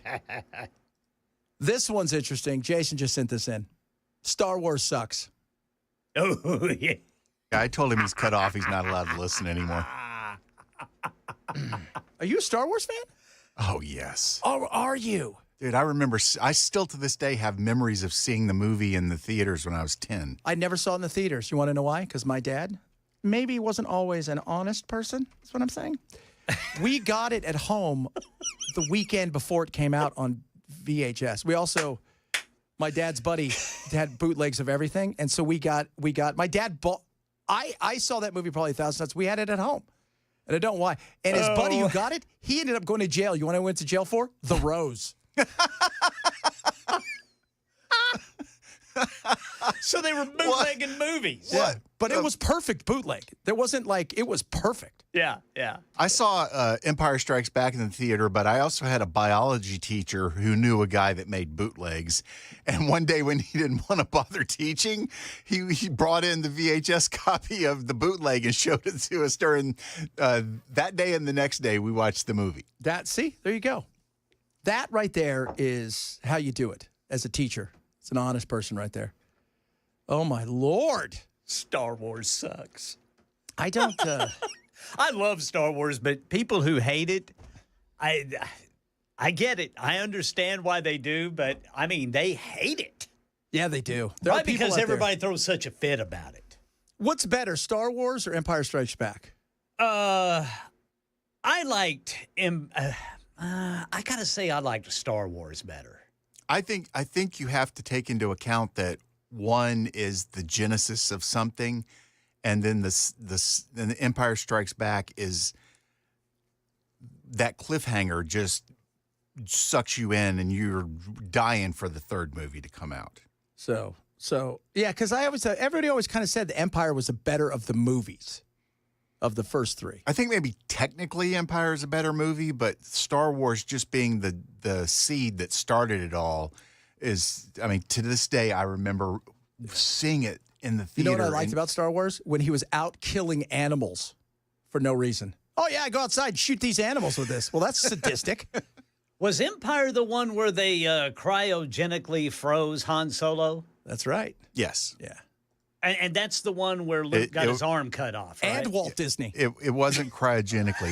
He was frozen in carbonite, Ken. Oh, yeah, carbonite. Let's get it right, sir. Carbonite, yeah. And they pushed him, and it had little lights on it. I thought that was interesting. Made it into a little cart. Jason hates every space movie. Yeah. He also says Star Trek. Somebody says Elvis wasn't that good. I can see that.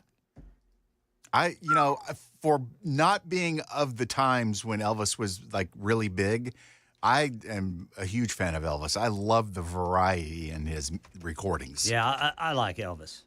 Yeah. He was, you know what I remember of Elvis? Him dying as a kid. I remember it at my great-grandmother's house when he died. Yep. I remember what it was. It's the same, it was like Michael Jackson. There's certain days like that when a celebrity dies. You remember that. Yeah. And Michael Jackson, when he died, I remember that.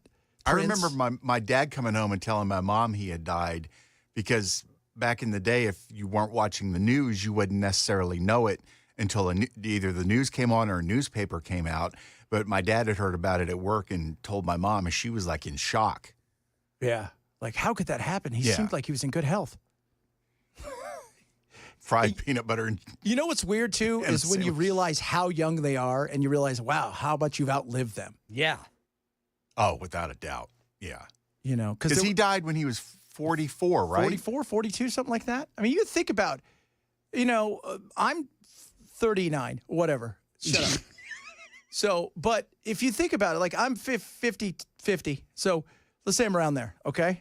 Maybe. But still, all the years he could have had still going. Same thing with Freddie Mercury and all these guys. John Lennon, him and Yoko could have went out and made some phenomenal tunes. And whatever she was doing. But you realize how young they were. And same thing with, because like for me, I look at somebody like when, what's his name, killed himself, Kurt Cobain. Yeah. I don't know how much more that they were going to do. Because he always felt like that band was always on the edge of something. Because he felt like a guy that was going to go do something else. But, Wouldn't have the Foo Fighters. No. That's true. Yeah. Who's better, the Foos or Nirvana? My personal taste is the Foo Fighters by a long shot. By a long shot, too. I appreciate what Nirvana did, and they ushered in something, but I don't even know if they were the best grunge band, because you can make an argument for several other ones. Alice in Chains. I think Soundgarden was the best. Yeah. So, but that right there is, I always thought that, I'm like, I like Nirvana, but I always thought, Foo Fighters are way better. Way better. Good God, way better. So they're doing it, guys. Alligator Alcatraz is coming for sure. It should be open by the 4th. And you're thinking, what the hell is that? Well, We talked about it yesterday. They made it official yesterday. Kids, they're going to put up a giant, huge temporary facility to hold people that are here illegally. Alligator Alcatraz, we're ready to go. Ready to go with security and surveillance to house 5,000 illegal immigrants from across the country in Collier County as they wait for their flight home. The Attorney General says his proposed ICE detention facility has been approved and construction has already begun. Governor tasked state leaders to identify places for new temporary detention facilities. I think this is the best one. You think it's the best one? This is it. It's going to be some tents surrounded by all kinds of stuff. And now the native folk, or what do they call? What do you call people to not offend? I don't even know. Indigenous. Yeah. I just want to give up. I don't even know anymore. Like, whatever. What do I call you? Can I just call you your name? Rainbow Sunshine? Stardust. Rainbow Sunshine Batwings? Listen, yeah, that's mean, but they're upset because they're like, look, they're messing with all of this land out here, but it's already out there. Somebody thought it was a good idea to build a airport out there that never came to fruition, and so they're going to put them there. So that stuff's already out there. It's just if somebody escapes, let's be real. You know there's a portion if somebody tries to escape from there, the people are like, I hope an alligator gets them because we want to have that story. I'm being honest, people. Now, where would we put, if we were to have a detention center here, because we already got those horrible detention centers that are private. What are they called? I always forget. The jails here that are private, where they kill everybody. Privately run jails? Yeah, the privately. What's the jails here? Well, there's one, the Trousdale Correctional Trousdale, Facility. that's the one where they seem to be offing people. But where would we put, if we were to do this, if government, if at least, we got to do this, where would we put people to hold them in a temporary facility? Because it sounds like you have to put them somewhere far away. Is there a mountain we can put them on top of? That's what they're looking at. See, you got to go with the nature that you have. That's what I'm being told. A lot of people, Soundgarden, a lot of people, Mother Love Bone. Mother Love Bone. Yeah. I'm Alice going in Chains. hungry. Kiss sucks. Yeah, I have to agree. Kiss is the greatest novelty band of all time. Novelty. Definitely. Right? I can agree with that to a certain degree. I think that what they built was more than just a band. I mean, they literally did create a brand out of themselves. But a lot of their music to me is, it's okay. It's poppy. Yeah. It's pop rock. But they're Remember a when they novelty went band disco? That was a brand. Yeah. You know, that was it. And that to me, I understand that. Like, because you look at them and it's like Weird Al. But they just did, their music was serious, where Weird Al's was serious but not serious. Well, and also that you had never had a group before them that was able to build the mystique they did by not letting you see what they look like. Yeah, you had no idea what they look like. Well, that's because they worship Satan. Of course they did. Yeah. What was KISS supposed to stand for? Kids Night in Satan Armies? Night in Satan's Service. There you go. AC/DC was the best. No, what was their nickname? Oh, they were Antichrist Devil Child. As you were. Like, who came up with that? Mrs. Gore? Did you come up with that? You nut job. Listen, tell your husband to stop inventing the internet and go fix climate. Remember when KISS went disco? Oh, God, yeah. I was made for loving you, baby. They did. They went disco. Like, you weren't going to find, like, go find me an album that like the Stones or AC/DC did that was disco. Yeah. You can't. That's because they did. That's why they were a novelty band. I mean, they were brilliant, and they were arguably the best marketers in their day. Absolutely brilliant. And they've got catchy songs. Oh, they do. Like, Lick It Up is amazing. I love Lick It Up. That's a great song. But a lot of people chiming in. They want to put people on Brushy Mountain. Brushy Mountain. Where's Brushy Mountain? Here in Tennessee. Yeah, it's over in the brushy part. Let's see. Where is Brushy Mountain? Gene Simmons is a money genius. I agree with that. Penal colony on the moon. We don't own the moon, so that's something we can't do. That's China. Oh, Brushy Mountain Prison. Yeah. It's over in Petros, Tennessee. Oh, well, I'm not going there. Says historic Brushy Mountain State Penitentiary. You probably don't put that on your stuff when you're writing people. Hey, the place you're staying is historic, so you got that going for you right before you know. It's just south of Fork Mountain. Of course it is. A lot of stuff we're still trying to squeeze in today. We want your hot takes on stuff. And the hot takes are, so far, I think the Beatles are stupid, and I think they suck, and I think they're overrated. And I always have. And I think they were a British invasion band that somehow took themselves way too seriously.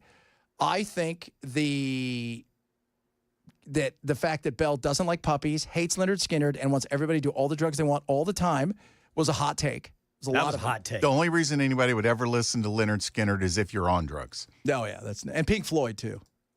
Oh, that's not true. Sometimes I was out of drugs. And then what? You listen to it, you're like, these guys suck. More hot takes on the way. It's Hot Take Tuesday. Chad Benson Show, Super Talk 99.7.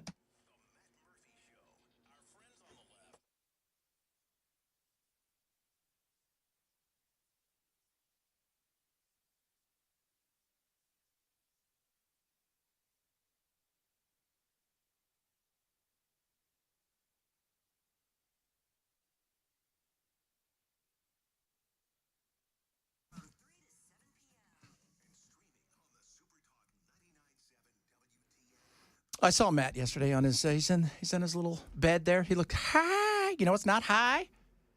My buddies over at Bullwork Capital, they're amazing. My buddy Zach Abraham, he's my boy, Chief Investment Officer. He's who my family deals with, I deal with. He's my guy. If you want somebody to take a look at your investments, take a look at your retirement, and give you a second opinion, because you get one of these things, make them work for you. That's what they will do over at Bullwork. So this is what you do. You go to Know Your Risk Podcast. That's KNOW, right? So Know Your Risk Podcast. Sign up for a free risk review. They're going to talk about uncovering the hidden risk in there, maybe even the fees that are eating away at your account. They're going to talk about the fact that, you know what, if you don't lower your risk and lower your cost, eventually this can come back and bite you in the butt. And that's what they do and how they build their portfolios based on your needs, because you get one of these things, make sure it's right for you. So you can go to Know Your Risk Podcast to sign up today. Get a free risk review. That's KNOW, Your Risk Podcast. Or call 866-779-RISK, 866-779-RISK from my friends over at Bullwork Capital today. Investment advisory service offered through Trek Financial LLC and SEC registered investment advisor. Investments involve risk, not a guarantee. Past performance not guarantee future results. Trek 25217.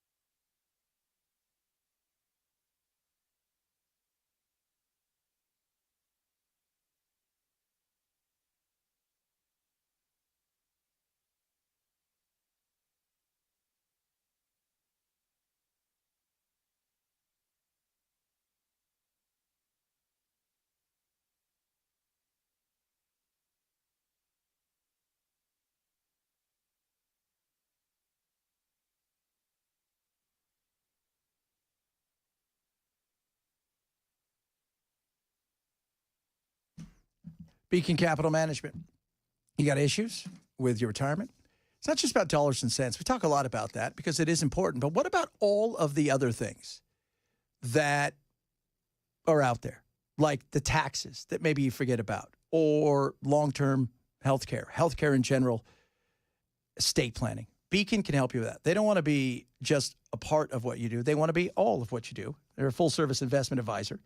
And why not sit down and have a chat with them? They're local, easy to talk to, amazing people.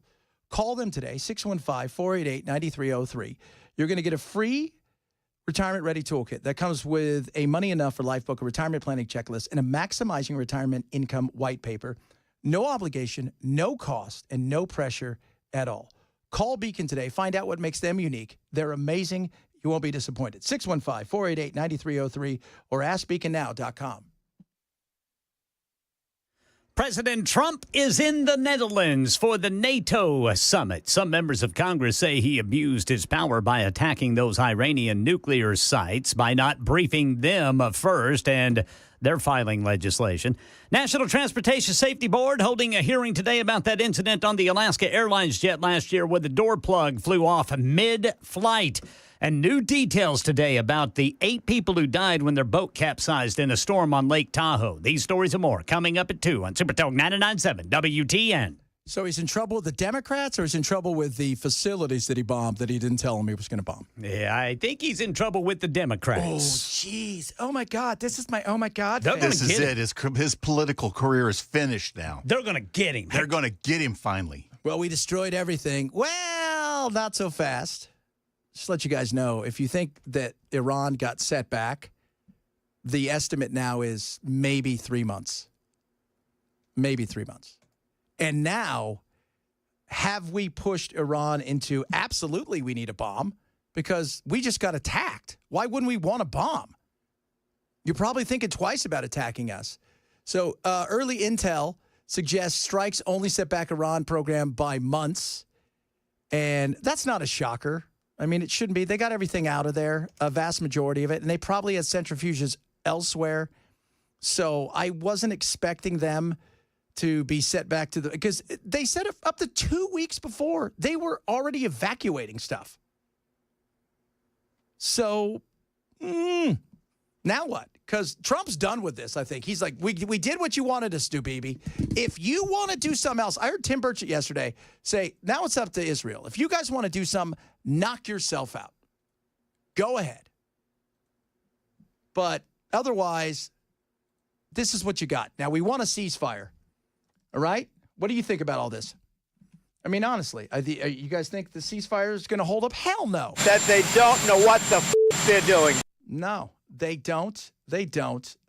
Because, you know what I said? It's the Hatfields and McCoys. It really is. You've got 2 groups of people that are fighting over stuff. Yes, Iran, the regime is awful. They scream and yell and say horrific things and whatnot. But if they were really all the things that everybody thought they are, and if they could, they would, but they can't. The fact is, they alerted us yesterday when they bombed us. They told the Qataris, then told us, this is what we're doing. So, but if it's only set back by months, what do we do now? Wish they'd tell us before they kill us in terrorist attacks. Yeah, well, that's the issue right there, right? Like, I'm more worried about the potential for sleeper cells, although I don't think Iran wants to do that because I think they recognize Trump's at the point now where if there was a sleeper attack, he would send, 2 F-15s over there and light some people up. So I don't think that they would do that. He's got Iran's. He's got their attention. Absolutely, 100%. Coming up, hour number 3, we got more hot takes. Once again, Bell hates puppies. Right? Was that Leonard Skinner? Hates Leonard Skinner. Just with a passion. And thinks everybody should do all the drugs they ever want to do continuously. So it makes Bell, kids. That's why he has no head anymore. It's a Chad Benson Show, Super Talk 98.7.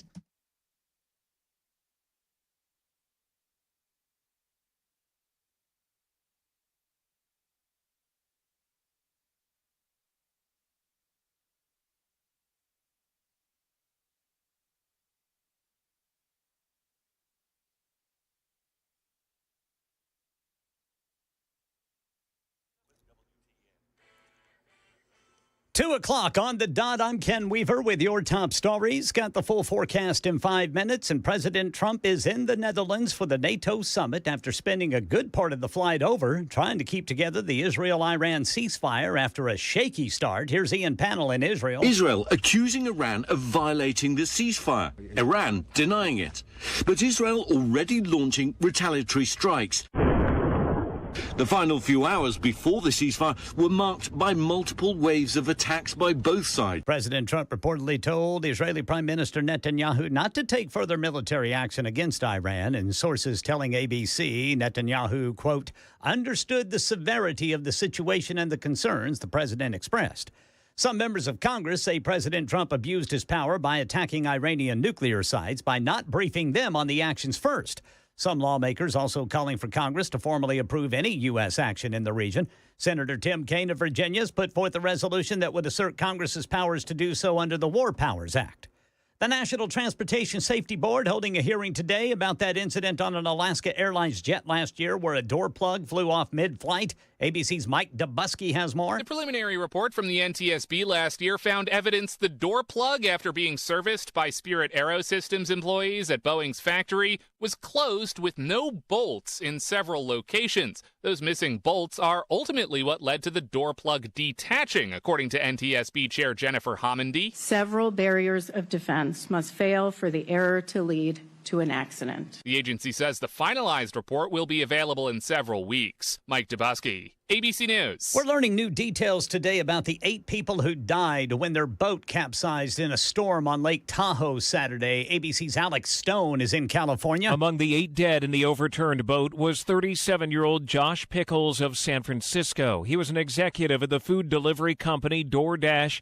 DoorDash says the company is heartbroken with the loss of Pickles and that he was an inspiration for everybody who knew him during his nearly 7 years at the company. Other family members and friends were also killed when the boat capsized in a rare, strong storm that caused large waves on Lake Tahoe. Alex Stone, ABC News. Well, the prosecution is rested in the racketeering and sex trafficking trial of Sean Diddy Combs. ABC's Raina Roy outside the courthouse says defense attorneys have asked for acquittal. The prosecution's final witness got off the stand a short time ago. It was a summary witness, a Homeland Security special agent who sort of summarized the logistics, if you will, of those so-called freak-offs. The defense will soon present their case. No witnesses, just evidence will be admitted to the record. Of course, we are waiting to hear how the judge will rule on that acquittal request. And tomorrow, if things stick to the timeline that we are hearing, we will see a charging conference when both sides will argue how exactly they want to see the jury instructed on the law. That's the latest news. Weather's next. I'm Ken Weaver, WTN News.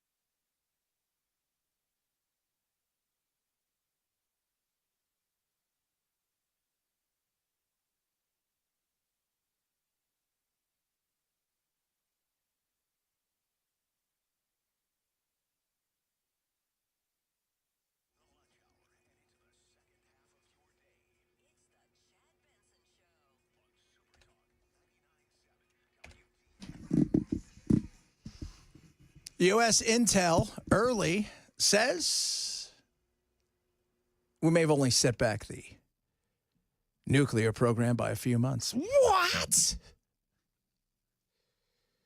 I don't. What did we talk about? Even when they did this the other day, because let's relive the weekend. We being the U.S. Like Trump gives the orders, go over there, then you go here, and you do this. Boom, happens, comes back. We all celebrate. Yeah, that's great. Everybody got safe. We didn't seem to cause anything but damage, which is great. And then everybody's like, "Oh my God, is it going to be a war?" And then they're still lobbing stuff back and forth, and we're waiting for whatever was to come. Well, what came was telegraphed, performative. Hey, here comes our stuff. You knock it down. And then it was a ceasefire, but then it wasn't, but then it was, but then it wasn't, but then it was, but then it is, but then it kind of is. And then they were arguing and fighting, and Trump's mad. He got off the phone and said that they don't know what the they're doing. And so that brings us to today, which is there is a ceasefire, but now U.S. intel is saying, we only set it back by a few months. And he had a few heated phone calls with BB.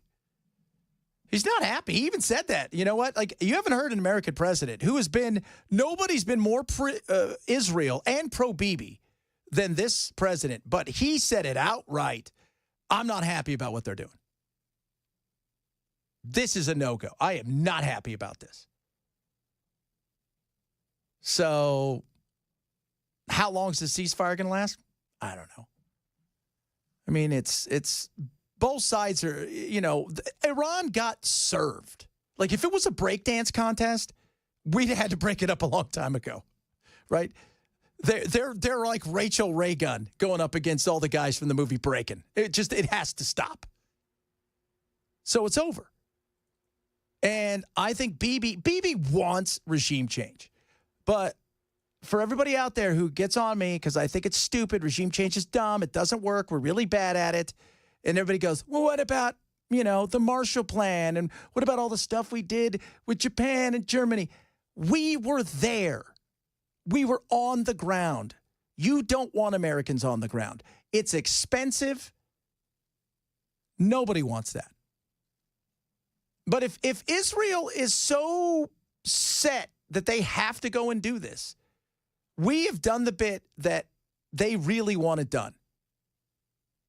So at this point in time, BB, you know what? I'm with Birch saying, Israel, if this is what you want, you go and do it yourself.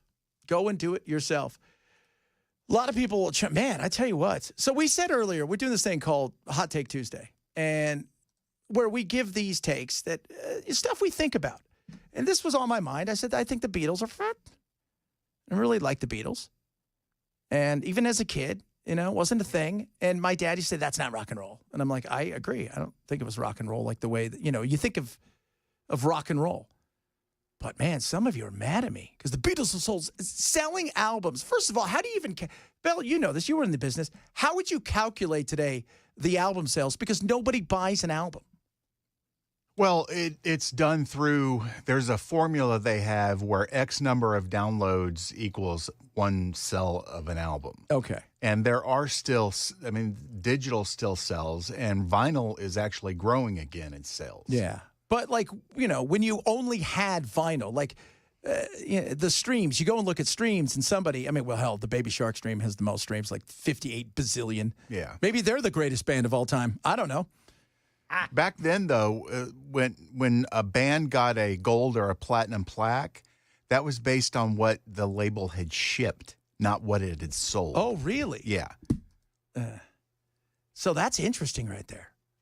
See, I didn't even know that. Man, Bell's got I know he's all into drugs, and he's telling everybody that. And puppies suck. Yeah, puppies, they do. That's what he said. He said they're horrible, and he also said that they should be left in a hot car to die. That's Bell, ladies and gentlemen. Dang. Good God, man. That's horrible. If you can't beat them, join them. Just going to do it. Man, our takes seem mild compared to Bell's. Really, really escalated. Yeah, that's like Brick coming into the anchor fight with a trident. I killed a man. Yeah, you did, Brick. You probably should lay low for a while. Does Brick have a trident? Oh, my Lord. So somebody said, see ya, Hannity just came on. Yeah, that guy's awesome. Sean Hannity. Oh, my. He loves war, especially if he doesn't have to be in it. It's good. It's good for, like, even watching CNN, man. CNN, the look on their face when there was a ceasefire was like, oh, there goes some ratings. Rats. Oh, jeez. I thought there would be more. I thought there'd be more. Oh, no way. This guy's got a take, by the way. Only musician worse than the Beatles, Dolly Parton. Whew. Whew. Oh, my Lord. Hey, Ken, have you heard the new version of Home Sweet Home? I saw something. I saw Nikki Sixx posting a photo of him and Dolly in the recording studio. Yeah, Dolly did part of the lead vocal on the new version with Vince. I have not heard it yet. Pretty good. Did they record that here? I bet you they did. Probably right down the road from us. I think it was actually recorded in multiple places since you can record something and email it now. Yeah, that's true. Yeah, you can email it. That's how you get the new platinum album record. They just send you an email. That's all. And you gotta just you print the email and you put it on the wall. We'd have let them record it in our green room had they asked. We could have. We absolutely could have. Hey, you guys want to record that song over here? You guys are gonna love it. Is Vince? How's he doing? Is he okay? Apparently, all right. He lives here. That's right. Apparently, they people keep posting pictures of him walking around downtown or the last time I saw him is when that little plane crash thingy happened. Remember? Oh, he yeah. He and Mick Mars both live here. Yeah, Mick Mars does too. My goodness. But I don't think they like each other anymore, do they? Well, no, because Mick is suing the band for royalties and ownership stake. Oh, man, this is it. It's what happens with good bands, guys. Like at some point in time, we may break up. And we're going to sue each other for the royalties to the stuff. But I've said from the beginning, we are just going to put our name. We're all splitting it. Yeah. 50-50 between Ken and I. I guess I'm discounted since I ate puppies. Yeah, that was really weird. Sally says she's going to try to stay out of it, but Hannity's a blowhard. Somebody said Hannity just came on. Extra good. You know what? I'm going to get you your hold on. Let me get you your conservative points, sir. Now you can go tell everybody how cool you are. I thought Hannity was on at night. He's probably on the radio. And by the way, yeah. I've been places with Sean. We've at appearances and stuff. He's a really nice guy. Oh, yeah. Yeah, I met him out in Boise. He's a very, very nice guy. Not my cup of tea. I enjoy, he's not taking hot takes like this. Just isn't doing that. Can't help it if we do. Early on, suggestions say Iran's nuclear program set back by just a few months. I don't know what that means. I don't think any of us do. But Ken, you and I have always talked about what's the most important thing for Trump to do when it comes to all of the stuff? Economy. Economy. After 5 consecutive months of decline, the Conference Board's consumer confidence reading rose in May, but the rising optimism didn't last. Both the Present Situation Index and the Expectations Index fell back in June. Conference Board analysts say the numbers suggest that consumers still anticipate a recession later this year. If you get the economy right, Iran is not going to be an issue. Whether Ukraine gets fixed or doesn't, that battle may go on for quite a long time. I think that's going to get a little bit hotter through because right now nobody's paying any attention and Putin is just running his mouth and bombing the hell out of it. Like Kyiv's getting bombed worse than they have been ever. And all that other stuff means nothing if the economy is wrong. Like you could fix it all and you could say, look, I've brought world peace and I've done all this great stuff. And people say, yeah, well, life's more expensive and people are losing their jobs and the economy sucks and that's where you pay the price. The other side of it is the world could be on fire and you could have played a part in it. And if the economy's strong in America, people are like, yeah, we don't care. It's the rest of the world. And consumer confidence, I'm telling you, is the one thing you need to listen to. If you feel good about the economy, if you feel strong about it, and I'm talking about working people out there, not that you're retired and you sit at home all day and you go out with your wife and you have lunch and you're not getting in the economy anymore as far as working. If you feel good, that's a win right there. If you feel bad, the economy will cure all ills and make all ills. By the way, do you know what Bankrate said? They just did a huge thing on what people say they need to live comfortably on. Are you ready for this, boys? Let's hear it. So this is individuals say 1 in 4 Americans feel they need to make $150,000 or more to live comfortably. Now, some of that is based on, geography. Because if you live in LA, San Francisco, New York, places like that, 150 after taxes and everything, your rent's $5,000 a month. It's you need that. But that's 1 in 4. That's insane. Gen X needs it the most, they say. We're the ones who say we feel that we need to be making 150 plus. And part of that is because of our age. We've got kids usually, kids heading to college. Still living with us, those kind of things. Whereas millennials and Gen Z, they're not there yet. They would like to be there one day, but they're not. Now, the Gen Zers, they don't have the down payment to be able to afford mortgages right now. Yeah. That's the bit. Like, it's crazy. Like, when you look at a mortgage and then you look at rent and you say to yourself, it'd be cheaper for my mortgage, but I can't get the down payment. And the rent's going to be way more expensive, and that money that's coming up. It's tough out there. But 1 in 4 say they need, 8% say they need $250 to $499, and another 8% say they need at least $500,000 to live comfortably. Boy, that's crazy. The average individual makes over $60,000 a year, and it's about just under $120,000 for like and again, this is across the nation. So you got to weigh it with, West Virginia, Mississippi may be different than San Francisco. God, that is a lot though, right? Remember when 6 figures, like you hit 6 figures, you're like, this is it. Right? When you were younger, it's like, if you get to 6 figures, you're like, I may buy a Ferrari. Yeah. Now you get to 6 figures, you're like, I don't know if I can afford a Corolla. You get to 6 figures, you're like, whoo, I can go to buy here, pay here now. Those are big right now. Like the buy here, pay here is becoming one of those things where Congress and everybody's looking at, well, they're taking advantage of people, and a lot of these people, they don't have good credit. Well, that's part of the problem. That's why they have to go there. They don't have the credit. They don't have all the other stuff.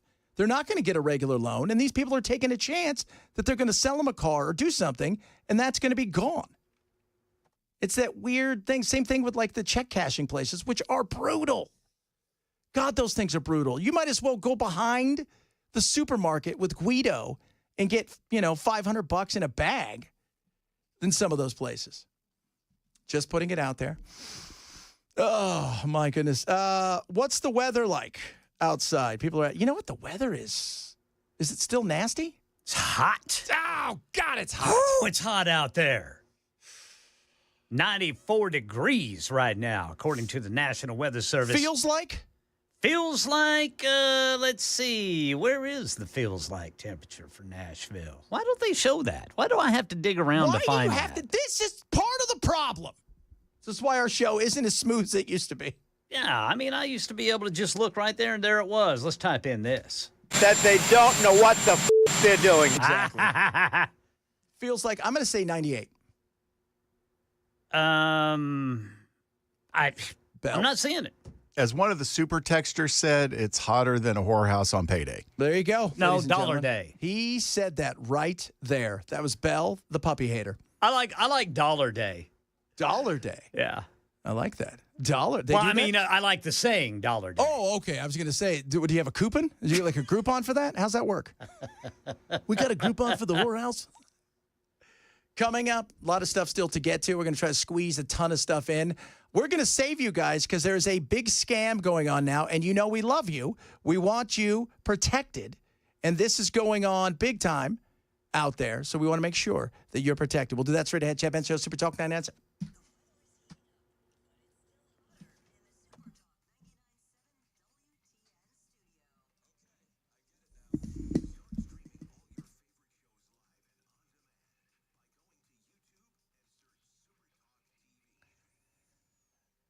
Rough Greens, ruffgreens.com. Vitamins, minerals, probiotics, omega-3, 6, 9. All of this awesome stuff packed into an amazing supplement you give your dog on a daily basis. Your dog's going to love it. It's a 1 scoop a day thing that could change your dog's life in ways that changed my dog's life. So maybe your dog's a little bit older. Maybe it's 6 or 7, right? They're a bigger dog, And you used to love to take them to the park. They would live for the park, and they would go out there, and they would bounce around. But now they're a little bit older, longer in the tooth. It's not quite the same thing. They come home, they're exhausted, they don't play as long. Try this and watch what happens. Like having a whole new dog, a new puppy that Belle won't hate. So try this now. Jumpstart Trial Bag. It is only the cost of shipping. It's a $20 value. You get it for free. ruffgreens.com/Chad. Check it out. Don't change a thing with your dog's food. Just scoop this on top of it. ruffgreens.com/Chad. ruffgreens.com/Chad.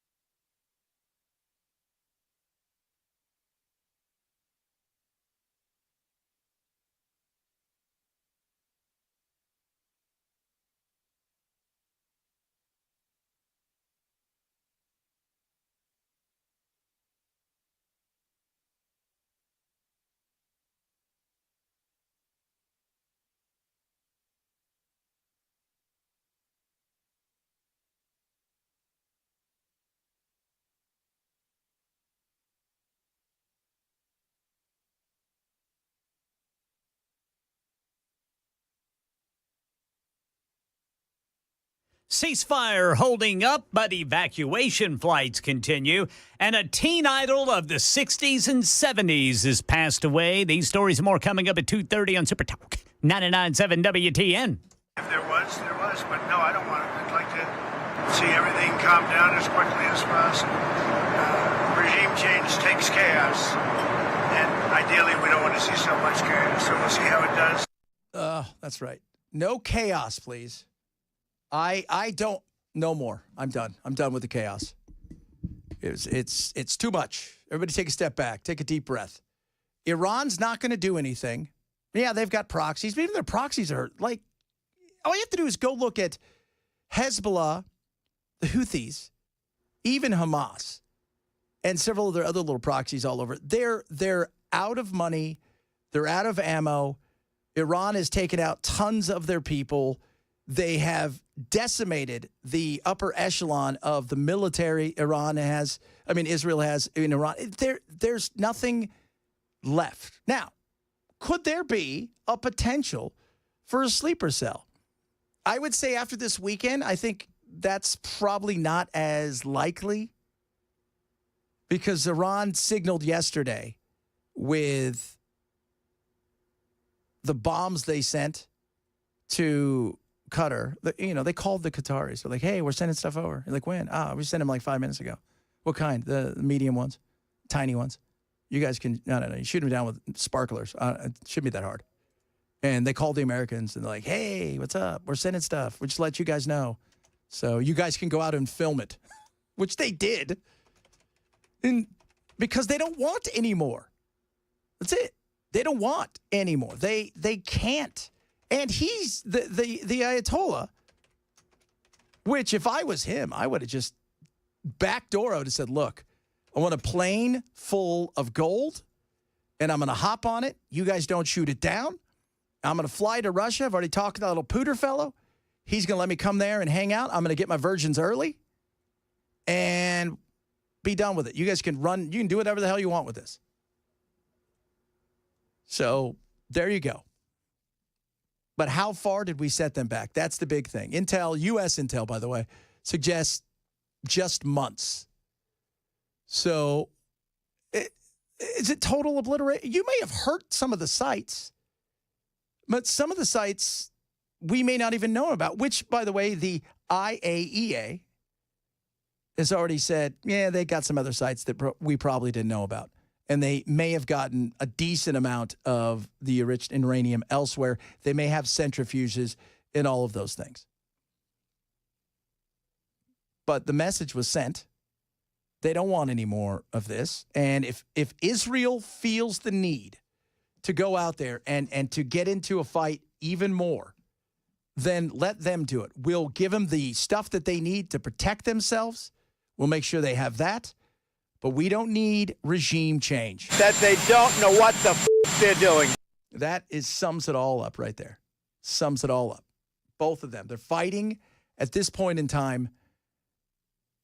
I feel one of them is fighting for legacy and the other one's just trying to survive. And a little bit of the survival, too, for the legacy guy. Because I think Bibi is... He didn't fix what's going on in Palestine and Gaza. I mean, that's still there.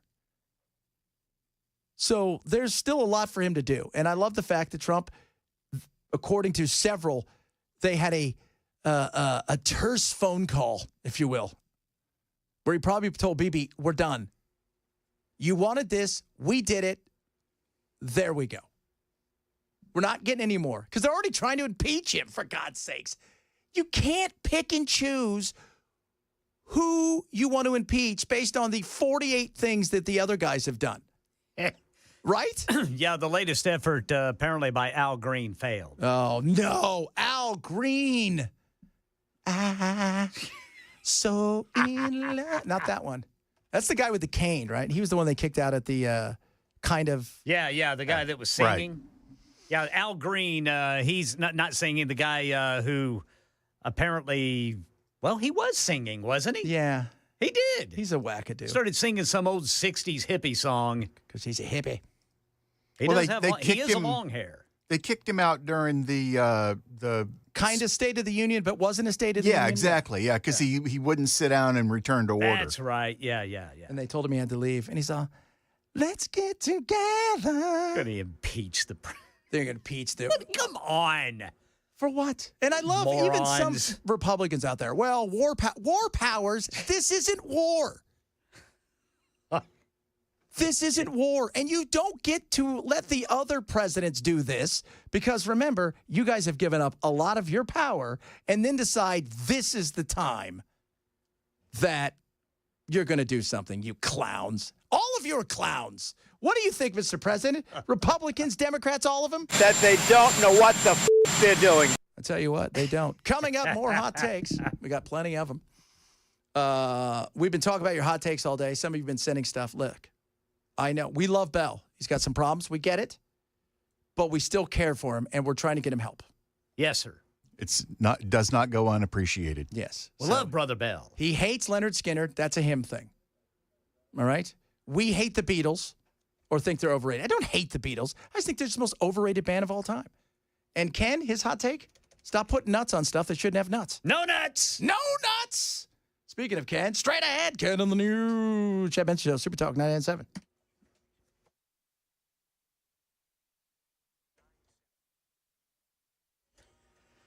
.2:30 on the dot. I'm Ken Weaver with your top stories. The heat index right now in Nashville, yes, I finally found it, is 100. Feels like 100 degrees right now in Nashville. The actual temperature is 94. Full forecast coming up in 5 minutes. That fragile ceasefire between Israel and Iran appears to be holding for now, but earlier today, both sides launched strikes against one another. At the State Department, spokesperson Tammy Bruce says evacuation flights underway. The State Department began assisted departure flights from Israel on June 21st. Flights have departed Israel with hundreds of U.S. citizens and lawful permanent residents and their accompanying immediate family members. Now, Fox News reports President Trump told Israeli Prime Minister Benjamin Netanyahu the U.S. will not conduct more strikes inside Iran. Here in this country, the U.S. Supreme Court's given the green light for the Trump administration to fly illegal immigrants to third countries like El Salvador. A legal challenge was brought before the court from a group of men who were concerned with getting deported to South Sudan because of that country's poor human rights record. We get more from ABC's Devin Dwyer. Federal law requires deportations to happen to a person's home country or somewhere where they have a close connection. But in this case, the administration, as we've been reporting for the past few months, has been sending people to South Sudan, Libya, El Salvador, different countries where these people are not from, and not giving them any notice. And the Supreme Court did not explain its decision yesterday, lifting this lower court mandate that people in that position first be notified of where they're going, second, be given a chance to challenge it. Entertainment news, Bobby Sherman, teen idol in the 60s and 70s, has died. He released about 24 singles during that period, including this one, Julie, Do You Love Me?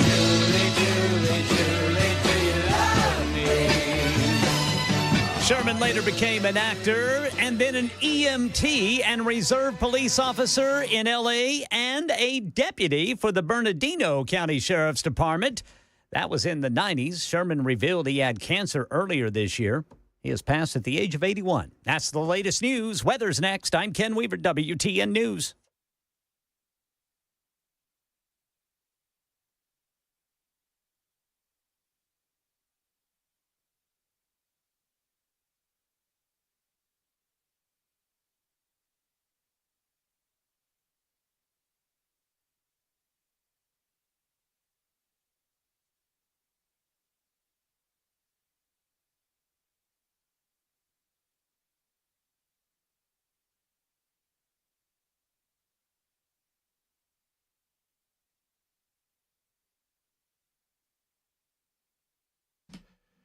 USS United Structural Systems. Call them 615-488-7855. Why is that? You got some issues, maybe. Some of those cracks in your basement, well, some of those things going on. Maybe you got some leaks down there. You don't know what the heck has happened. And quite frankly, with the weather going the way it is, it starts to get warmer. Chances of mold, wood rot, yuck. So if you've got some serious issues, and the weather being what the weather is with all the rain, all that stuff, you don't want to have issues with that crawl space, your basement wall, any of the foundation stuff. You want to make sure it's all good to go. Why not call them to see? They'll come out, they'll take a look around, they'll give an inspection, not going to cost anything. And if you need something, they'll take care of it before it becomes something massive. Call United Structural Systems today, 615-488-7855, 615-488-7855, 30 years experience, 30,000 happy customers, and they will deliver for you. 615-488-7855 or online at USSTN.com. How would you like to have Jesus Christ pray for you? Did you know that Jesus Christ does pray for you if you're a Christian? Hebrews 7:25 says, "Therefore he is able also to save forever those who draw near to God through him, since he always lives to make intercession for them." In Scripture, intercession means to pray on behalf of. Jesus Christ is your advocate. An advocate comes to our aid or pleads our case to a judge, offering support and counsel and interceding for us when necessary. In other verses, Jesus calls the Holy Spirit our advocate. Just like you talk to yourself, when Jesus talks to himself, it's prayer. The Bible says no matter what you go through today, next week, or next year, Jesus is praying for you if you have trusted him as your Savior. He's on your side.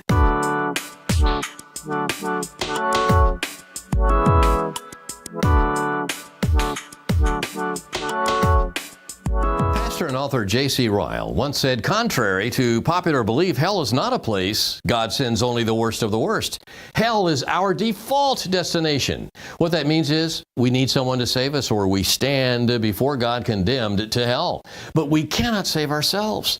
Only God can do that. Ephesians 2:8-9 says, for by grace you have been saved through faith, that not of yourselves, it is the gift of God, not as a result of works, so that no one may boast.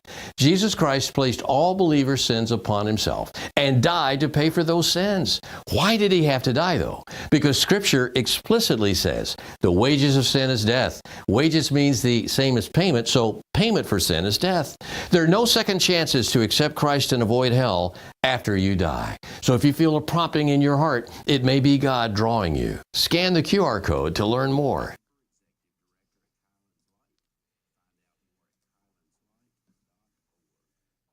All right, guys, MyPillow right now has big discounts on MyPillow beach towels. And you can take them to the pool. You can take them anywhere you want, the lake, the river, you name it, they've got it. They're awesome. They're big. They're super absorbent. And there's no scratchy feeling, right? There's none of that stuff. It's amazing. Tons of colors and styles to choose from. Just $24.99 right now. So grab your MyPillow towels. And remember, they're made right here in the United States of America. And the colors and styles are awesome. But what I love about them is the fact they're super absorbent and they're big. So that way, you're out there, you're having fun, right? Maybe you've had a little too much to eat, right? Easily gets around you. You hate that. You don't want to be holding something, pinching it there. Nope. It is awesome what they can do. Made right here. They got great discounts on everything. But check out the MyPillow beach towels. Just $24.99 on sale now. Grab them. Go to MyPillow.com/Benson. MyPillow.com/Benson.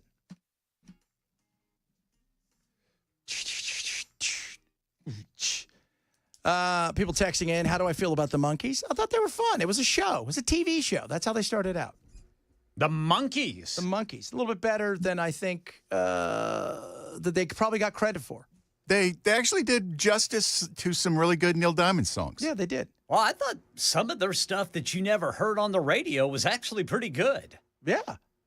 They were very interesting. And remember, they were supposed to be, they were created as a TV show, right, as a fake band that became a band. Yeah. So there's no doubt about that. And they didn't go disco. They didn't go disco. Man, you can't go disco.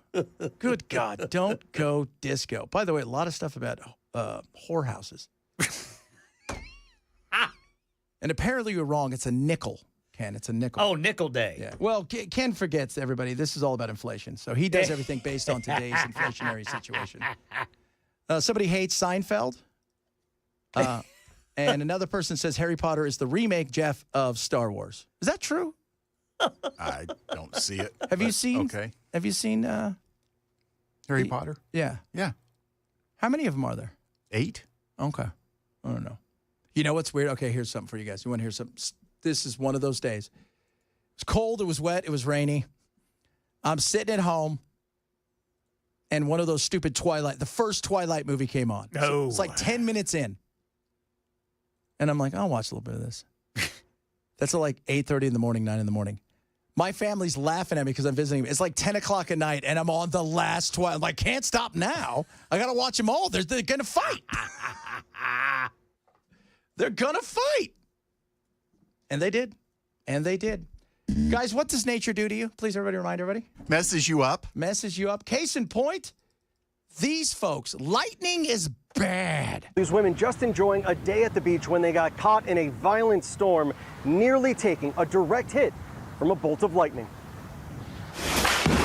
That terrifying bolt of lightning striking a beach on Florida's west coast. This morning, a group of women on vacation saying they nearly took a direct hit, and they're lucky to be alive. Looks like someone got struck by lightning.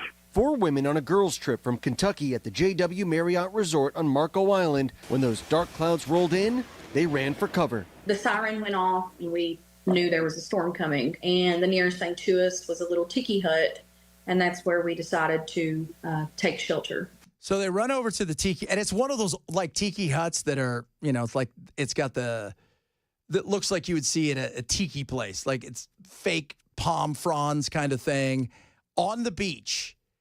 And they run over and get underneath it, which I'm going to let you know, don't do that.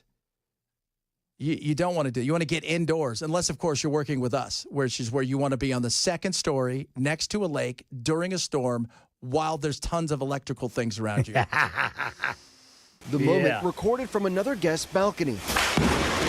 You can see that bolt of lightning hitting the tiki hut they were under. They were all knocked unconscious. Other guests rushing to help. When I picked myself up off the ground, I looked at Becky and I said, what in the world just happened to us? The shock that had went through my body and through my mind, and I literally fell to my knees because I couldn't walk anymore. According to police, the lightning didn't hit the women directly, but traveled through the sand after striking the tiki hut. They were transported to the hospital with minor injuries. I can remember really heavy pressure on my head.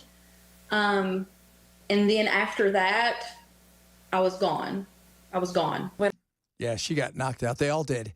They all got just, I mean, it was pretty gnarly. But they were lucky. And here's the weird thing. The weather was super cloudy. It looked like there was going to be some issues. And then they took off a running. This guy, though, not so fortunate.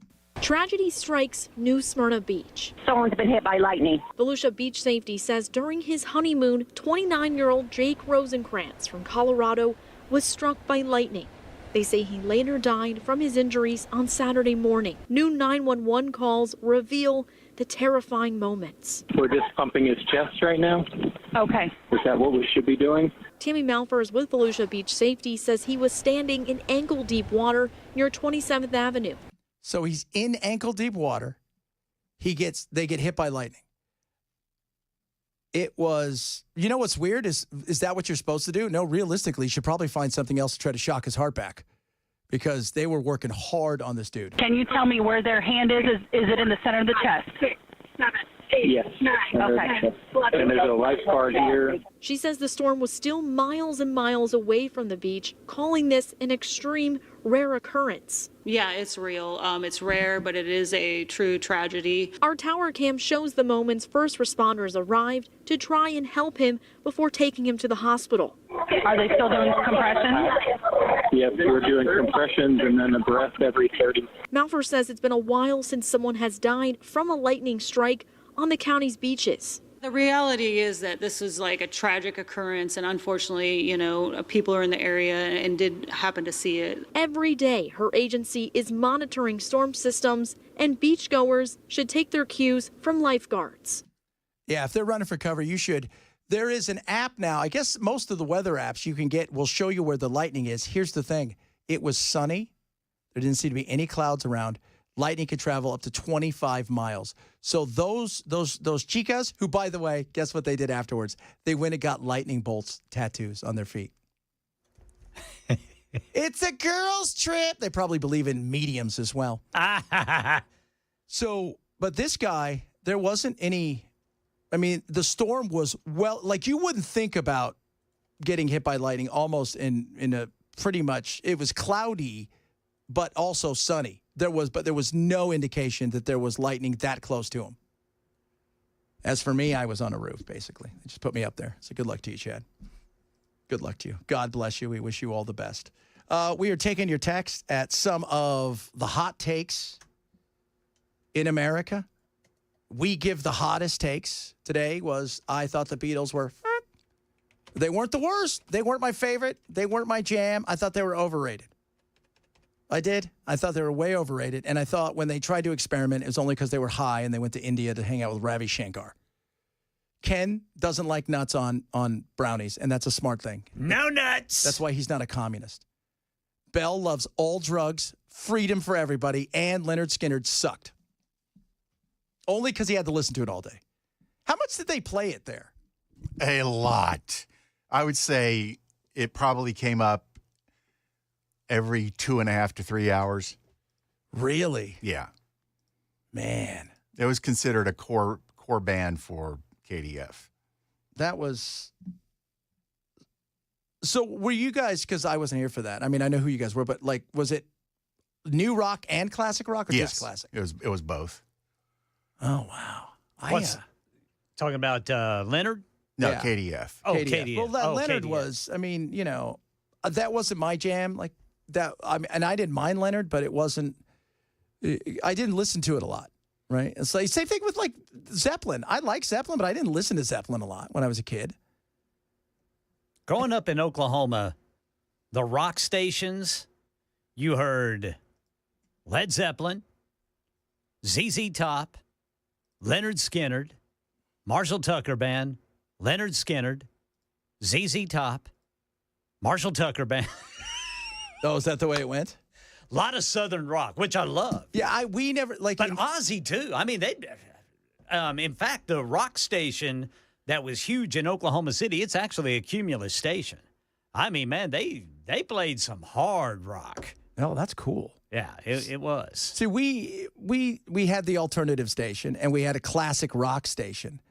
And any new rock that came out may have gotten on the alternative station, but there wasn't really a place for it. But the classic rock, a lot of people are saying the same thing. They played it way too much. Skinner was way too much. Not a lot of the Marshall Tucker Band and stuff like that out in Southern California. Not a lot of that, right? Leonard, yes, because of how iconic. Yeah. Do you think they would have been as iconic had he not died? Yes. Yeah, you still think so? I think so.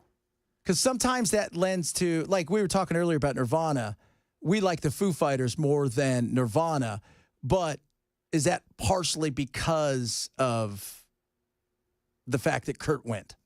Yeah, I mean, definitely that plane crash that took out Ronnie and the others, man. I mean, that they were at their peak. I mean, they were the Southern rock band. And people loved them. They were huge. And it broke everybody's heart when that happened. So, yeah, and I mean, it just made Freebird all that more, all that bigger, I think. It did. Well, and that's one of those songs, like, because everybody knows, like a Skinner song, Freebird is so massive. It's like such a huge, that's one of those songs that have carried on. Even my kids know what Freebird is. I mean, they may not know anything about Leonard, but they've heard the song. Well, it's like people that aren't necessarily Led Zeppelin fans know Stairway to Heaven. Oh, totally. Oh, yeah. 100%. Same with AC/DC, right? Back in Black. Everybody's heard Back in Black. Oh, AC/DC. Lots of AC/DC in Oklahoma. I think AC/DC, of all of those legendary rock bands, though, the ones that is translated to still going, more so than the Stones, has been AC/DC. Yeah. Right? I mean, more so than the Stones. AC/DC has pushed itself, and their music, I think, is, as the Stones are as an iconic band, DC's music still pushes through, where kids will go, even the last time you went somewhere and you heard people going, let's play some Stones. And like, no, but DC comes on, people freak out. Yeah. For sure. Coming up, we got a lot of stuff. We got Chris. He's somewhere in here. I think he's next to you, Ken. Am I correct? Is he getting himself ready? Stretching, maybe? The hand is not in here. Holy mother of goodness. And he might be in the green room. Could be. We have a green room? Yeah. Oh. It's over there by the boss's office. Oh, my Lord. I got to go over there. Is it really green? No. Oh, I've been in there. Belle and I went in there one day to try to figure out how to do a commercial. And after we got frustrated because we couldn't figure it out, and we went to another thing. It's the only time I've been in there. It was fun. And then I found out I had forgot to push the on button. There was that. There was also one of those things. So far, and I'm sure Chris will get into this more. We'll talk about what he's talking about. But the strikes, according to U.S. Intel, he didn't really set back the nuclear program of Iran, but for a few months. And so what happens next? I think what happens next is Trump tells everybody shut up and everybody go back to work and let's deal with all the other stuff that needs to be dealt with because Iran is weakened. And that is what it is. And he has said it best earlier today when asked about Iran and Israel and the fighting that they were doing. And it is fighting. And let's remember, this was after his big, there's a ceasefire, then there's no ceasefire, then there's back to being a ceasefire. That they don't know what the they're doing. So that's pretty much sums up everything right there. We'll wrap it up straight ahead. Chad Benson Show, Super Talk 99.7.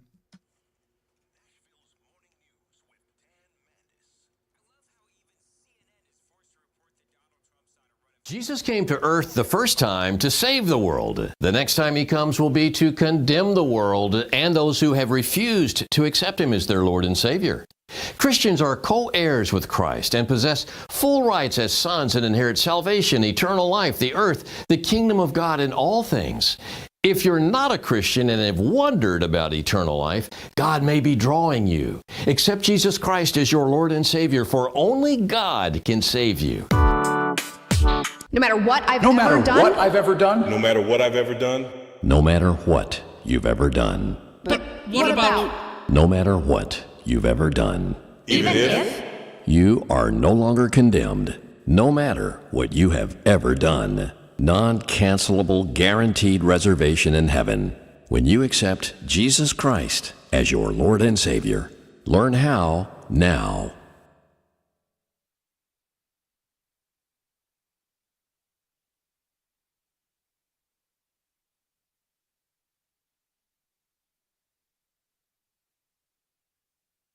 Weather can change in an instant, and you need to be prepared for any outcome. That's why Generator Supercenter of Nashville will help keep your family safe and connected. We make buying a backup generator simple and easy, with financing options available, free in-home estimate, turnkey installations, no worry warranty, and most importantly, the monitoring and service of your fully installed generator. Come see us at our location in Nashville or visit us online. Generator Supercenter of Nashville. We serve all Middle Tennessee.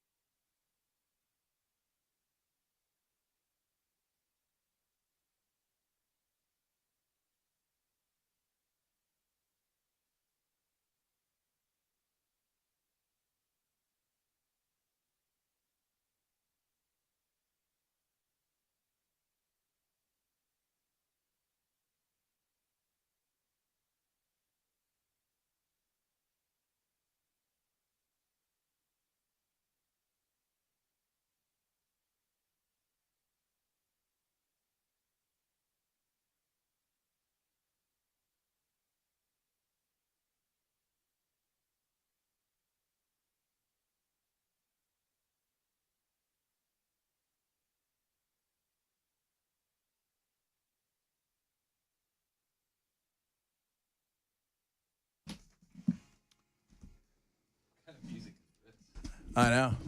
Should have played the Beatles. I wanna hold your hand. You don't like the Beatles? No. No? No. Chris? We did Hot Take Tuesday. So Belle thinks all drugs should be legal. Ken thinks that no nuts on brownies, which is a smart thing. And I say the Beatles, I never got into them. I think they're very overrated. I disagree with that. What's your hot take?